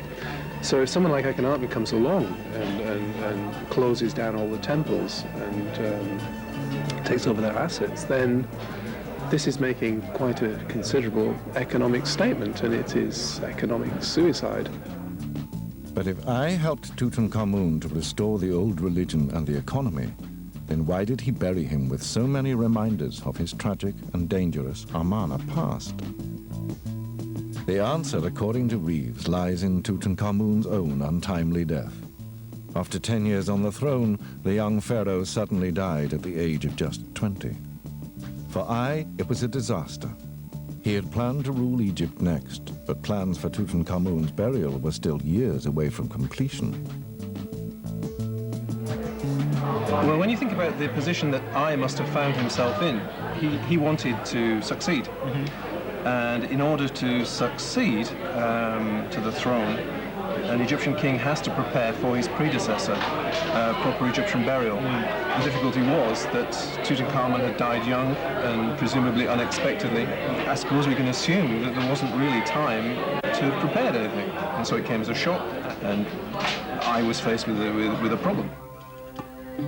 There had been no time to finish or even start a suitable royal tomb for Tutankhamun. So it seems, ordered an existing tomb designed for a lesser noble to be adapted. This might explain why the king's final resting place is so small, but so beautifully finished. Now he just had to fill it with the traditional items necessary for the king's afterlife. What does I do to solve the problem that he's faced with of having to give Tutankhamun an effective royal burial? Well, I think he was lucky because he was faced with this problem at the time when they decided already to dismantle the royal tomb at Amarna and ship all that material back to Thebes. Akhenaten and his family had originally been buried at Amarna. But after the city was abandoned, someone, perhaps Tutankhamun himself, ordered his family's royal mummies and burial goods be brought back to Thebes. What they did was to bring all the burial equipment back to Thebes, put it in a pile. From this pile, they cherry-picked the pieces they needed for Tutankhamun's burial. And what was left over, was then redivided out amongst the people who it originally belonged to. I had to hurry if he was to succeed, and he needed funeral goods immediately. The Amarna items, for all their tragic connotations, were available, and so he used them. The treasures of the discredited father would have to fill the tomb of the son who betrayed him. We found out that Tutankhamun was buried with other people's possessions because there wasn't any time to manufacture his own. These treasures would have been destroyed if they hadn't have been kept safe in Tutankhamun's tomb. Tutankhamun's tomb is more than a treasure, for amongst the gold and glory lies the story of a forgotten time. It would be nearly 3,500 years before light would shine again on these treasures, and only now are we just beginning to piece together the silent story they tell. The tale of a pharaoh who betrayed his father's dream in life, but who accidentally preserved this memory in death, locked in his own grave.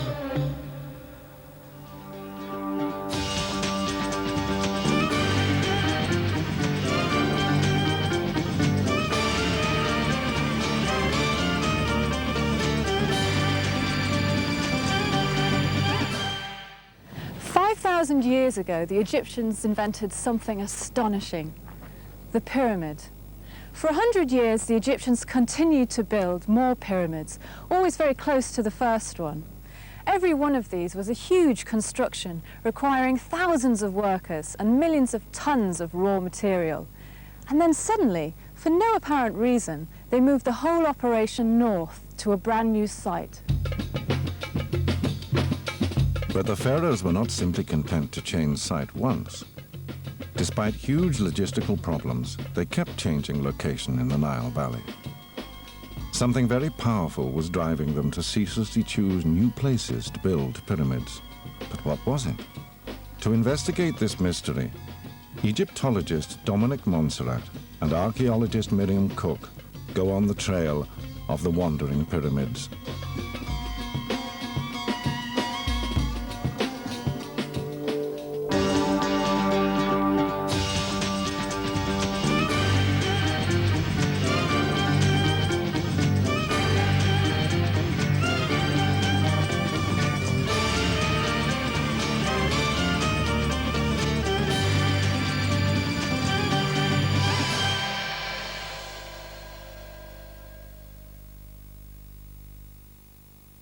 To trace hundreds of years of pyramid building, the Egypt detectives have taken to their mobile headquarters, letting the river take the strain of carrying them between the sites. For the pharaohs building those monuments, however, things were not so simple. Each time a new location was chosen, a whole city of laborers, stonemasons, architects, and surveyors had to be moved, resettled, and supplied. The whole extraordinary project had begun, logically enough, close to the ancient capital, Memphis, from where building work could easily be overseen. But then, quite suddenly, that site was abandoned in favor of a new location at Giza. But even here, the pharaohs were not content, and they moved again, and again, and yet again, eventually ending up close to where the whole project had started, at Saqqara. For years, experts have argued over whether it was purely practical considerations or some deeper religious reason that drove the moves. Why isn't there just one great pyramid field where each pharaoh could rest surrounded by his predecessors? Archaeologists have not yet reached a consensus, and the Egypt detectives are no exception. This is the situation we have. This is the pyramids at Saqqara, of the Nile, and then the move up to Giza. And we need to explain why. Well, these are religious monuments. The Egyptians are incredibly particular about their sacred spaces. So I wonder if there isn't some religious aspect of the Giza plateau that influences the relocation. Dominic's years of research suggest to him a religious explanation, but Miriam is after archaeological evidence. Was it significant that the first pyramid built at the new northerly location was the massive Great Pyramid? Building the Great Pyramid was the most challenging engineering feat that they'd ever attempted. The puzzle must have something to do with that. The move north must have solved engineering or structural problems. Well, what problems? Well, that's what we need to find out. To discover what practical considerations drove pharaohs to choose a pyramid site, Miriam has decided to look more closely at the construction and location of the earliest pyramid of all, built around 2650 BC at Saqqara. This was the first in what would soon become an essential part of the pharaoh's burial rite.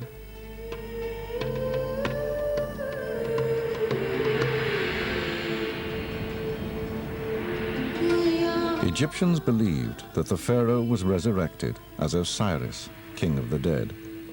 So to ensure his smooth transition into the afterlife, great care was taken not only with mummifying his body, but also with providing him with a suitable tomb from which he could ascend to heaven.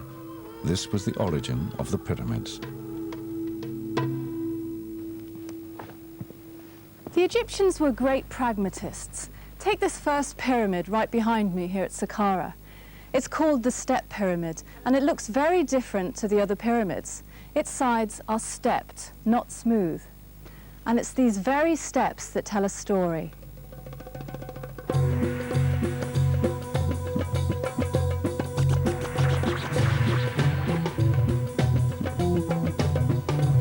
Before this pyramid was built, the elite of ancient Egypt were buried in flat roof tombs called mastabas.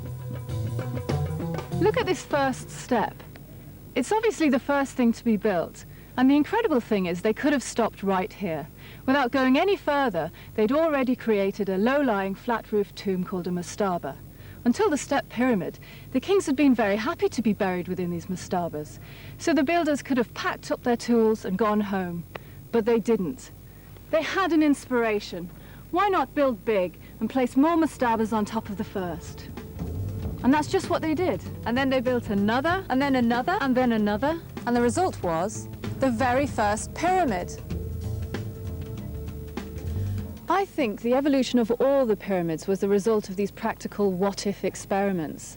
The ancient Egyptians became increasingly ambitious, testing the limits of their skills and their raw materials. But Dominic isn't easily convinced by the practical argument. He's searching for a deeper spiritual answer among Egypt's ancient religious records. Miriam, meanwhile, went in search of a concrete example to prove her point. Could she unearth practical reasons why the Pharaoh Khufu had first decided to move away from Saqqara and build far to the north at Giza?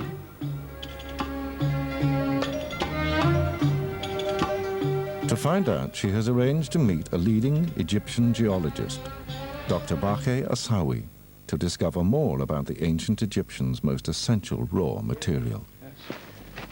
And limestone was used in building all of the pyramids. What makes it such a perfect building material? It's very durable kind of rock, and secondly, Egypt is very rich in limestone. And third, that it has layering and jointing, which help quarrying the types of limestone. So the layers actually dictate the size of the blocks? Yes, certainly, and you can see the layers. This is the size, this is the maximum size. The rocks can be cut from these layers. So the Pharaoh Khufu's grand plans could have been limited by the size and availability of the limestone blocks at Saqqara. So when they wanted to build a bigger pyramid, they were actually limited by the raw material here? Yeah, and not only this, but also because of the space also. You don't have quite a good space here to build bigger pyramids. And so they had to go to a different place? Oh, yeah, indeed they did.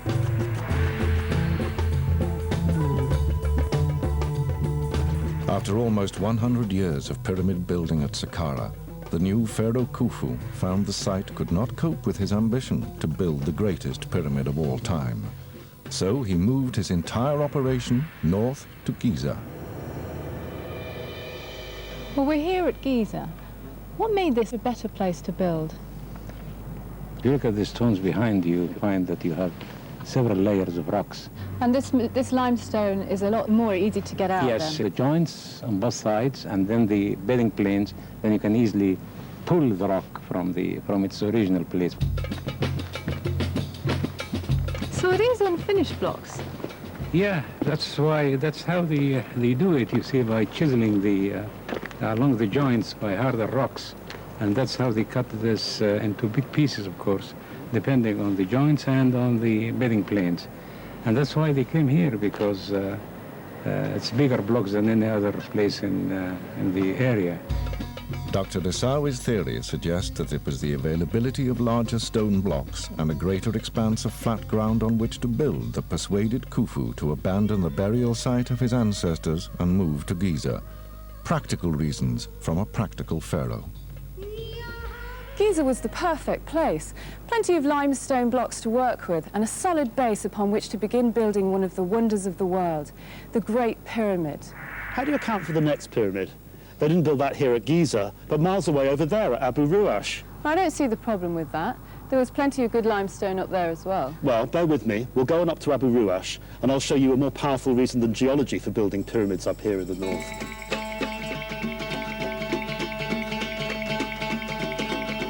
Simple geology might explain why building moved from Saqqara to Giza. But what Miriam can't explain is why the next pharaoh then abandoned this apparently perfect site and moved again. Perhaps it's time to see if Dominic really can discover more compelling answers deep in Egypt's ancient religion.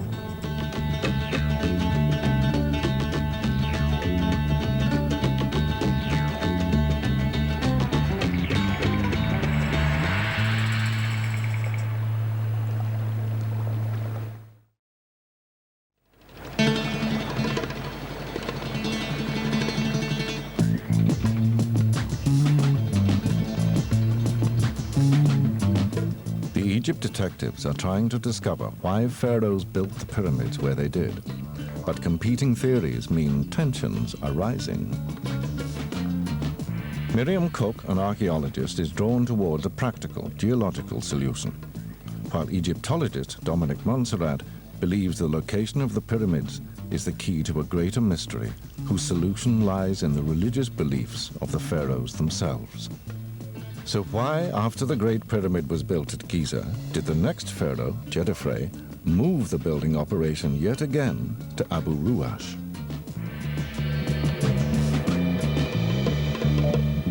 Well, you've brought me here to Abu Ruash, and I'm standing on the pyramid, but it doesn't look very finished to me. That's right, it probably never was finished. It's always seemed like an odd thing to do, to come all the way up here to build if there's all that marvellous building stone on the Giza Plateau. I just don't find the geological argument accounts for everything. Well, how would you explain it then, Dominic? Well, if we'd been standing up here 4,500 years ago, we'd have been able to see Heliopolis, and I think that's a really important clue. And why is that? Well, if you buy me a cup of coffee, I might just tell you. OK, you're on. Heliopolis, the center of sun worship in ancient Egypt and the city at the heart of the pharaoh's beliefs. A city now lost in suburban sprawl. But what has this to do with pyramids? Well, I've got your coffee here, but first I want you to explain why you think Heliopolis is so important for the move to Abu Ruash and Giza. If you look at the names of the pharaohs who built at Giza and Abu Ruash, you see something really interesting. Because first of all, you've got Chephren at Abu Ruash, and then Chephren. And Menkaure, who built the third pyramid at Giza. Menkaure, exactly. And what have these three pharaohs all got in common? Re in their names. The sun god Re was clearly central to the beliefs of these pharaohs, so much so that they even adopted his name. For them, he was the god who sailed across the sky in his solar boat by day and across the underworld of the dead by night. When they died, these kings also believed they would join him on this journey, a journey that would begin when their bodies were laid to rest in their immortal monument, their pyramid. Well, Heliopolis was the city of the sun, wasn't it? They must have been worshippers of his cult because they all chose names which honoured him. Well, you can have your coffee now. Oh, thank you. But we still know so little about Heliopolis. Well, that's right. It's just a suburb of modern Cairo now. Might be worth checking out.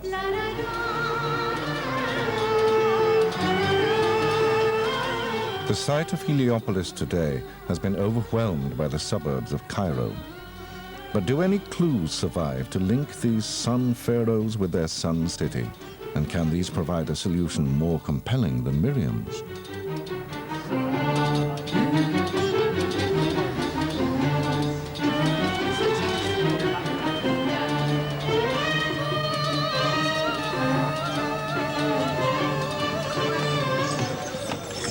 Get a good view from up here. The entrance right. Miriam has arranged to meet Dr. David Jeffries, a veteran archaeologist who spent years trying to unravel the secrets of the lost city of Heliopolis and its connections to the cult of sun worship. David takes Miriam to a place right in the center of what was the ancient city, where they can get a bird's eye view of the area. You okay? Right. Well, it's definitely worth the climb. We've got a wonderful view from up here. We're looking over the town and temple area of Heliopolis. At first, the view from the minaret made Heliopolis seem even more mysterious. One of the greatest religious complexes of ancient Egypt, engulfed by urban sprawl and smothered with haze. But in the mist, there is a clue. An obelisk, built many years after the pyramids, but linked to the days of the pyramid builders. Archaeologists have discovered that it marks the original site of the massive, long-lost sun temple devoted to the worship of the sun god Re. After years of research, David Jeffries has put together a theory to explain why pyramid building sites were changed. Right, well, here's the obelisk. In order to be comfortable, shall we just go over into the shade? I think that's a good idea. Discuss this. Yeah. Right, well, we're standing here in Sun City. We have to find a spot out of the sun at least. Let's talk about it here. So if we've got a huge sun temple and pharaohs who are building pyramids who are associated with the sun cult, what's the link? Well, it's interesting because the whole question of the distribution of pyramids is not really well understood. They seem to skip about in an almost random way. Yeah. But one thing that is significant is that when the sun cult becomes important to the royal family, they move to Giza and then to Abu Roash, and really that's when the connection with the sun cult becomes really clear. Right. Rajadef, who is the first one to have Ra, the sun, Re, the sun, in his name, and to call himself the son of the sun, he builds at Abu Roash, which is the most clearly visible from where we are at Heliopolis. And then all the Giza pyramids are in a direct line of sight with Heliopolis. 4,500 years ago, the pharaohs would have been able to see the Sun Temple here at Heliopolis from their pyramids at Giza and Abu Roash. David Jeffreys believes that this view from tomb to temple was central to their religion. But not everywhere across the Nile had such a clear view. On the outskirts of Cairo stands an escarpment known as the Citadel Rock. This would have blocked the view of the Sun Temple at Heliopolis from many locations across the river. So perhaps the pharaohs that followed the sun cult were choosing the location of their tombs in order to ensure that they did have a view of Heliopolis. So it's all about lines of sight? It could well be, yes.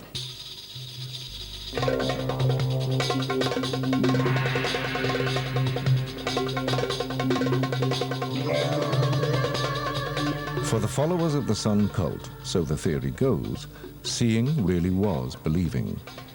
As the pharaohs became more obsessed with worshipping the sun, they had to choose pyramid sites which would guarantee a good view of the center of Heliopolis. So the pharaoh Chephren had built his pyramid at Abu Roash to ensure he had a clear view of the temple of his favored god, Re.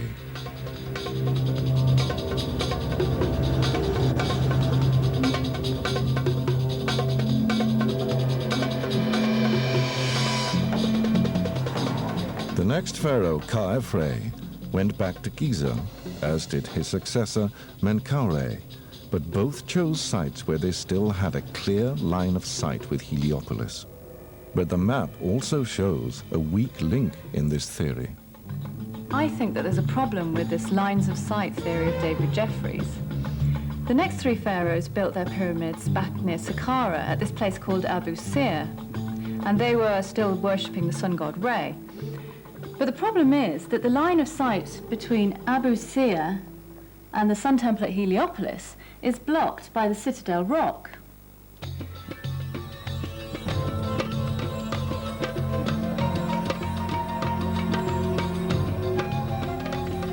So, is David Jeffreys wrong? Why did the pyramid builders at Abu Sir choose a site with no clear view of this vital temple? Miriam decides to invite him to Abu Sir to see if he had an explanation. But he suggests they actually meet just a few miles northeast of the pyramid site, among the ruins of another extraordinary building. And where we're standing is the key site. We're actually on top of the Sun Temple now. We only know of two of them as it is. We're standing on the actual tower of the Sun Temple. So what's that structure down there for?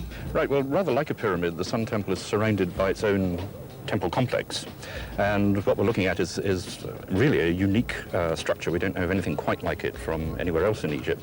And it's an altar of what is sometimes called Egyptian alabaster or travertine, consisting of 4 segments that are actually a hieroglyphic sign. It's the offering table with a loaf of bread on it, the sign for Hetep, which means to be satisfied or to make offerings. With its rows of pens for hundreds of sacrificial animals and huge basins for collecting their blood, it was a very substantial and hence important structure. And most significantly of all, from its top, there is a clear line of sight to the pyramids at Abu Sir. But this wasn't the central Sun Temple at Heliopolis that previous pharaohs had gone to such lengths to be in sight of. So Miriam still needs an answer.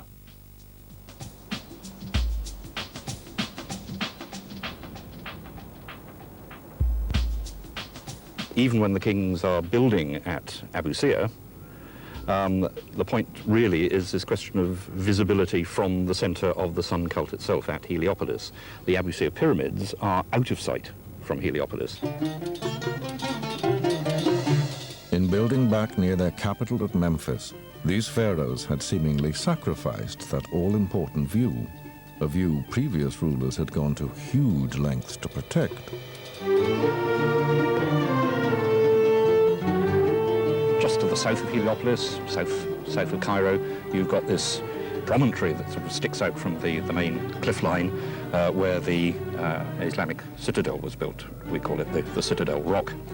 And that interrupts the line of sight between Heliopolis and the Abu Sir pyramids, even though the Abu Sir pyramids are sun kings, but their pyramids are back close to Memphis and they cannot be seen from the center of the sun cult. But the Sun Temple can. The pyramids at Abu Sir would have had a view of this, their own Sun Temple, which itself then had a direct line of sight to Heliopolis. What David is suggesting was that this temple created a visual link, a relay between the Abu Sir pyramids and Heliopolis. It is an ingenious solution to the pharaohs' problem of building near their physical capital of Memphis, but also maintaining their connection with their spiritual home at Heliopolis. A uniquely Egyptian answer to reconciling the physical problems of pyramid building with the spiritual demands of the gods. This was the truth behind the riddle of the pyramids.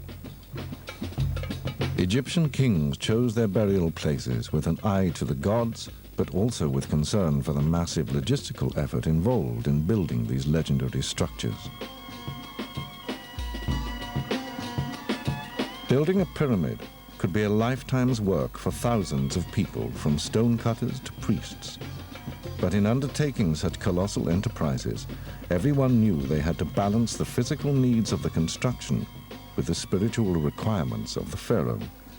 Together, these, in the form of the pyramid, ensured Egypt would itself remain a wonder of the world.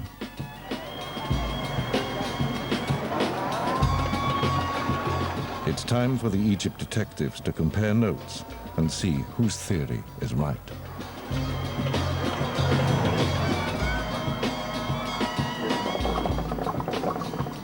Well, I must admit, I did think that the whole pyramid building business was to do with geology and building blocks, but David has convinced me there's more to it. I had a feeling it wasn't as straightforward as your geological argument. Yeah, but don't forget that the first move to Giza was about limestone and space, and not sun cults. Fair enough. So we're both right. Yep, chin chin.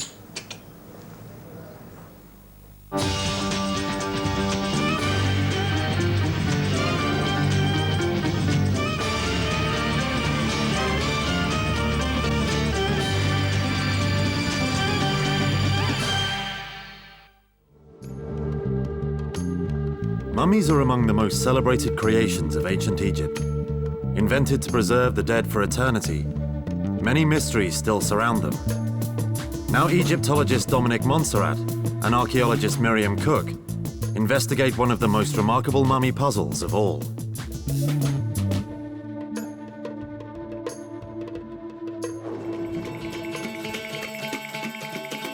For more than 3,000 years, the ancient Egyptians mummified their dead and buried them in style. But they didn't just mummify people. They used their skill to do something very odd indeed.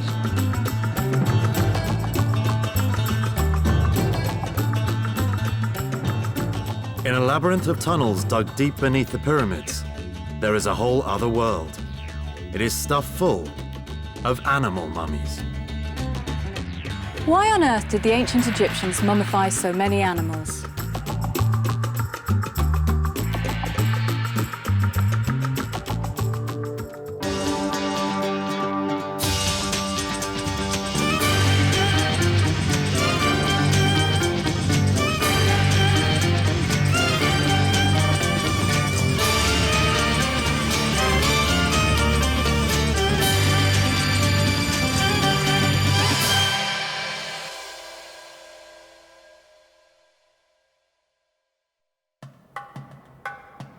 Saqqara, near modern Cairo.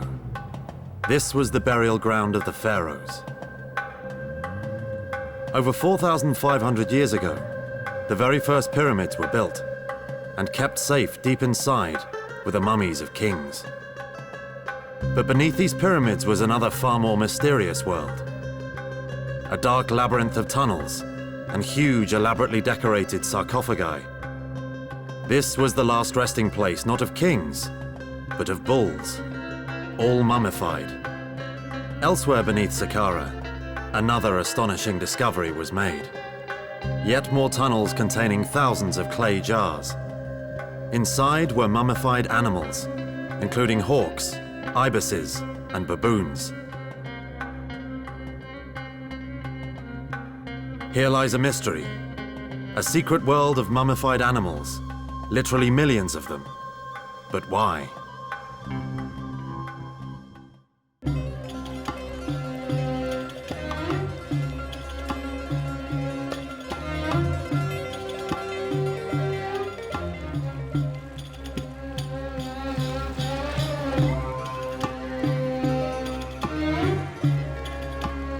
On the Nile, heading towards Cairo, Egypt detectives Dominic, Montserrat and archaeologist Miriam Cooke discuss the puzzle and where to start. I wonder why they're doing it. I mean, mummifying humans implies some sort of desire to preserve them for eternity so that they can be reborn, but animals? Yeah, it doesn't make sense for animals, unless they were considered as important as humans. Yeah. Mummification of humans was essential to Egyptian religion. After death, the soul depended on the preservation of its physical body for all its needs. The Egyptians developed highly sophisticated techniques, using oils and resins, to preserve the appearance of the dead person. The ancient Egyptians were mummifying humans and animals. The question was, were they treated in the same way after death? The Egypt detectives decided to follow different leads.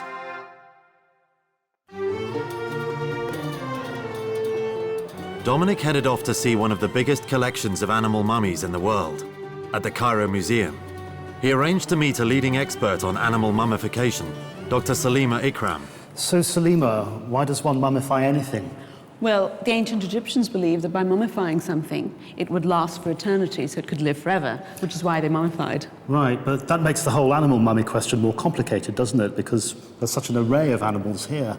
Yeah. In fact, this is a wonderful cobra. Little crocodiles, crocodile eggs. That one actually has a small crocodile in it, sort of curled up. And we've got this fabulous eagle, which is gilded, and another falcon as well. And what's over here? Over here we've got tons more.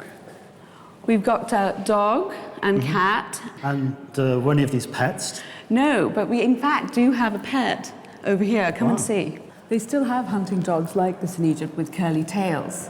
And look, he was found with this wonderful baboon, who was found with his arms folded like this, just looking woefully up at the dogs. He's really sweet. And what are these? These are really unusual.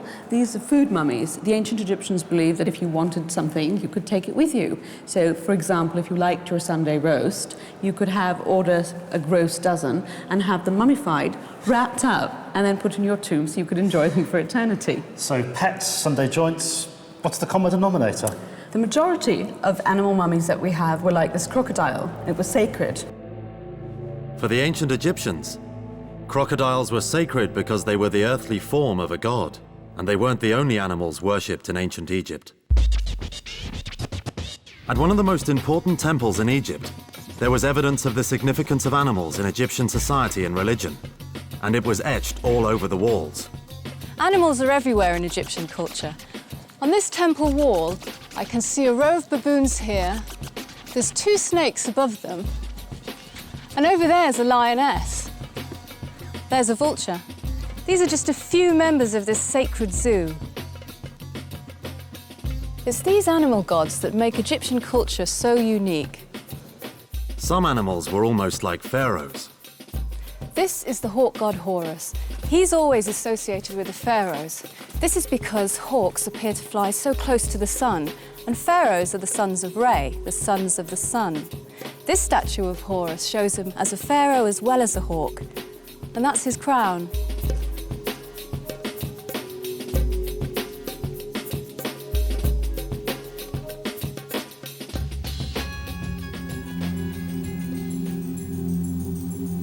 Some animals were linked to pharaohs and were worshipped as gods.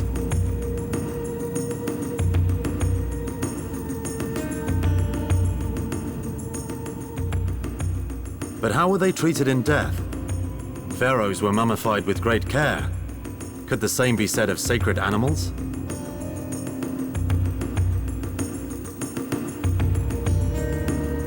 To find out, Dominic and Miriam turned to Dr. Stephen Buckley, based in Britain. He has spent years analyzing the chemicals and materials used in the complex Egyptian process of mummification. Stephen has been unwrapping animal mummies and using state-of-the-art chemical analysis to work out how they were mummified, then comparing this process to the one used on human mummies. The detectives knew that Stephen had been working on mummified hawks, the animal used to represent the god Horus.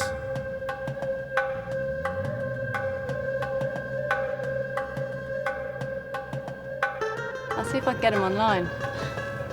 It's going to work. I don't know, we can only try. His work turned out to confirm what they suspected. Here you're seeing plant oils and beeswax being mixed together, which is also what we see in many of the elite human mummies at this time. The care and attention taken with this hawk suggests that they were looking at this as being a representation of the particular deity of Horus.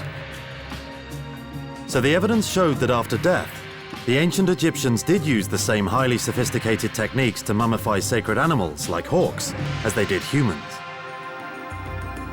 And according to Egypt's leading expert, Dr. Zahi Hawaz, the ancient Egyptians saw their gods within animals.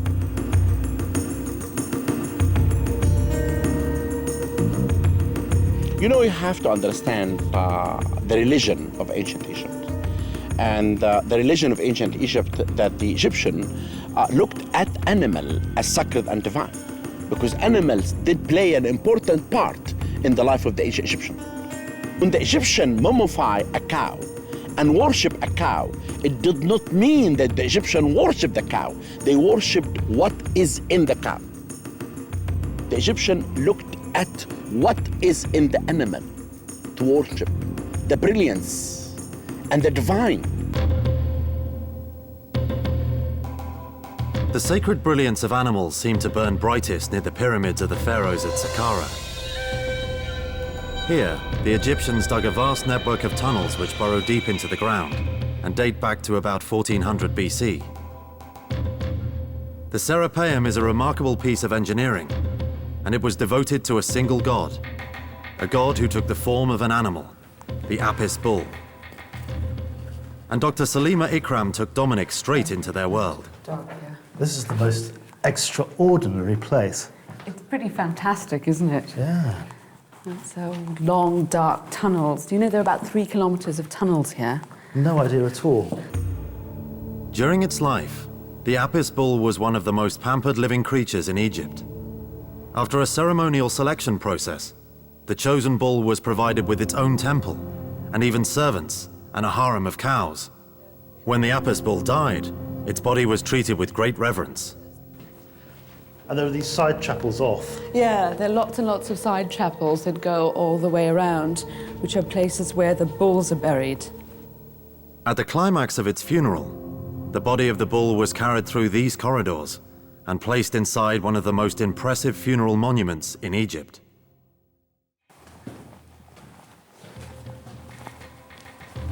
Here it is. Good heavens. That is colossal. It's really huge. Would you mind lighting me down, please? Of course not.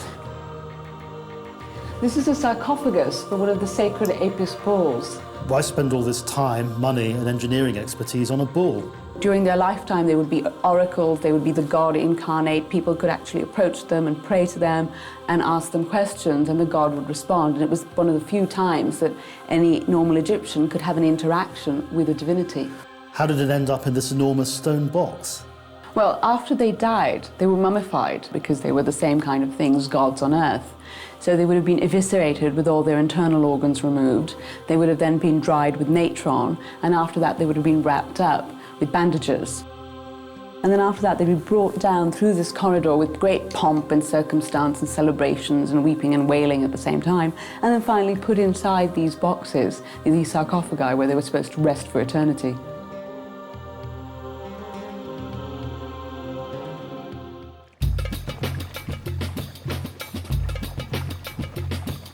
The archaeological evidence seemed to suggest that because sacred animals like the Apis bull were the living forms of gods, the ancient Egyptians may have treated them with the same reverence as they did their pharaohs. Just like royalty, the sacred animals needed to be mummified to guarantee a successful afterlife.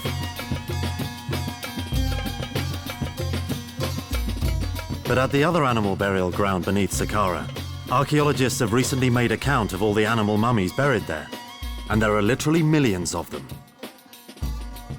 The Egypt detectives were sure that such a vast number of mummified animals could not all be as sacred as hawks and Apis bulls. The investigation was about to take a surprising turn and would reveal an unexpected link to the decline and fall of ancient Egypt itself.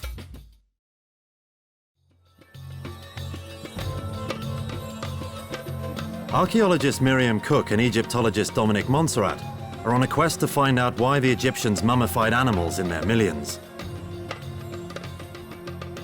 Scientific analysis has shown that some of these, like Apis bulls, were sacred and received the same mummification treatment after death as humans. But the Egypt detectives were sure that there was another reason behind the floor-to-ceiling piles of animal mummies at the Saqqara burial ground.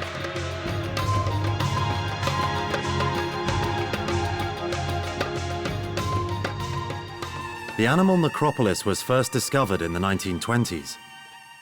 It is a maze of winding tunnels. But unlike the burial chamber of the Apis bull, devoted to a single sacred animal, the necropolis has many different sorts of mummified animals stacked up to the ceiling.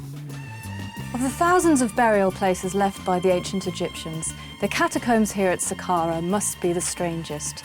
For buried down here are more than 2.5 million animals, every one of them mummified. And this is just one of them. There are many different species of animal buried down here, including ibis, hawks, and baboons. This zoo was very different from the Serapeum's cult of the single Apis bull.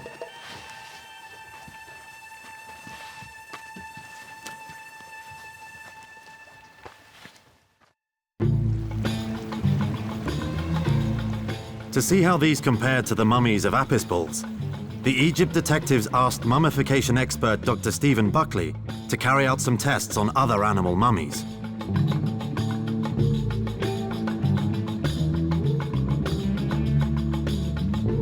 I wonder what Stephen managed to find out for us. Well, I've got them online here. Hang on a second. You're good at this. The Egypt detectives were in for a big surprise. Although it's very clear that some of these mummies were treated with a great deal of care and reverence and expensive materials, many others were fairly cheap and cheerful, and in fact some put together by using sticks and other bits of material. This evidence suggested that many mummies were poorly produced. Stephen had even discovered fakes, animal mummies with nothing inside. This new evidence of mass production and fakes painted a very different picture from the carefully mummified sacred animals, like Apis bulls and hawks. It does seem like it's a sudden craze. Miriam and Dominic knew that the Apis bulls' burial chambers were built around 1400 BC. They contacted Stephen to find out if the sacred animals and fakes were made at different periods in time. If we focus on the wrappings, these can be a useful way of determining which period in Egyptian history they came from.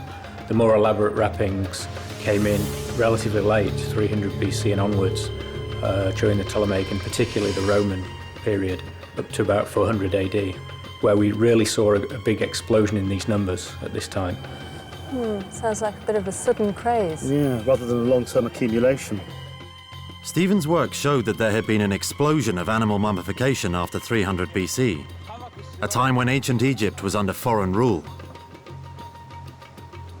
The Egypt detectives headed to Alexandria, then Egypt's capital, to find out what was happening at the time.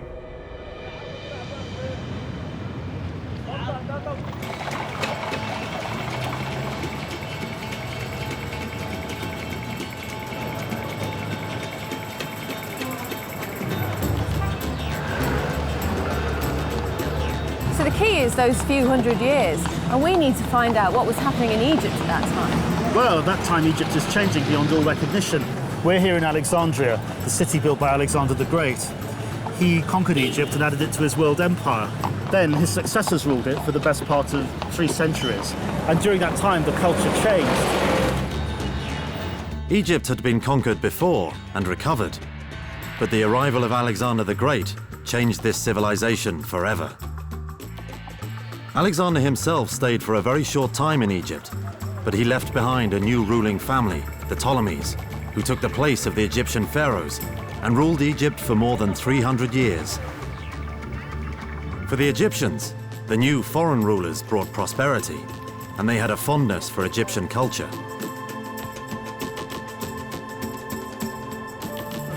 Could this have anything to do with the animal mummies? Well, the animal mummies are all from temples, aren't they? So I think we need to find out exactly what's happening in the Egyptian temples under these foreign rulers.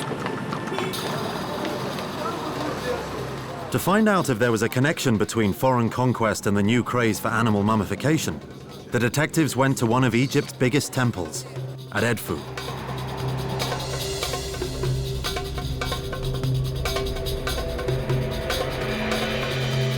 This immense temple, dedicated to Horus, the hawk god, was built by the new rulers of Egypt, who are shown as pharaohs on the massive temple walls.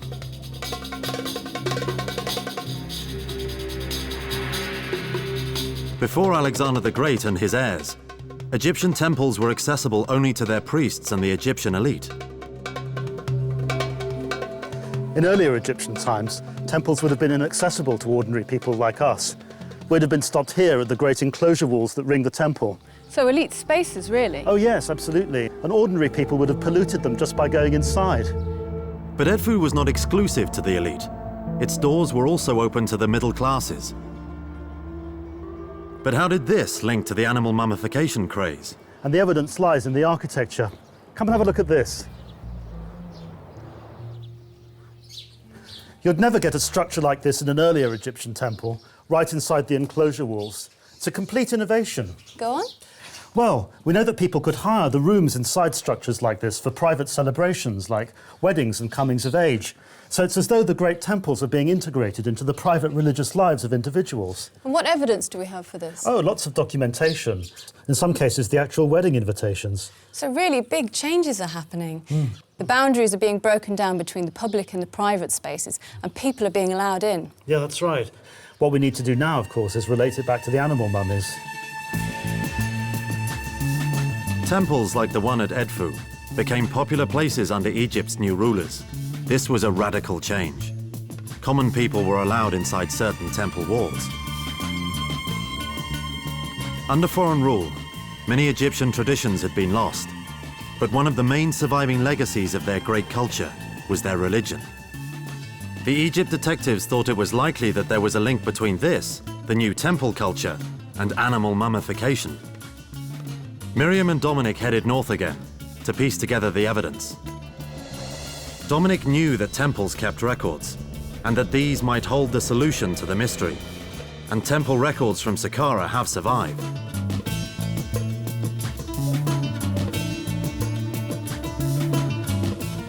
I'm looking at a drawer full of Egyptian temple records, and they're written on pieces of broken pot, which was actually a very common way of archive keeping at that time. And from what I'm seeing here, I'm getting an amazingly detailed picture of life in an Egyptian temple in all its facets: ritual, economic, social. The temple records held the final piece of the puzzle. When people began visiting the new temples in the New Egypt, they brought gifts for the god. These were called votive offerings, and most of them took the form of sacred mummified animals. These were what made Egyptian religion so exceptional. Over time, as the changes to Egyptian society gathered pace under the new rulers, more and more of these offerings were brought, so more and more mummies had to be made.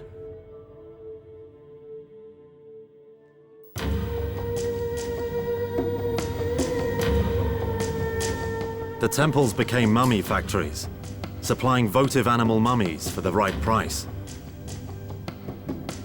Embalmers and potters would have been in high demand, There were even farms breeding animals just for mummification.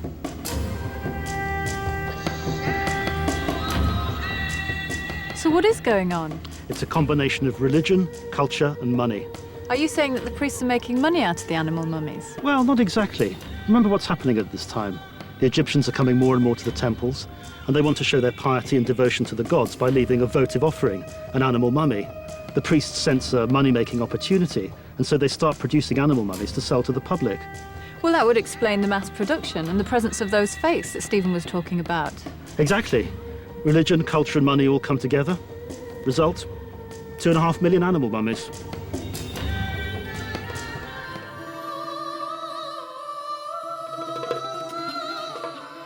Egypt had been conquered, but it had hung on to a vital aspect of its culture by offering millions of animal mummies to the gods.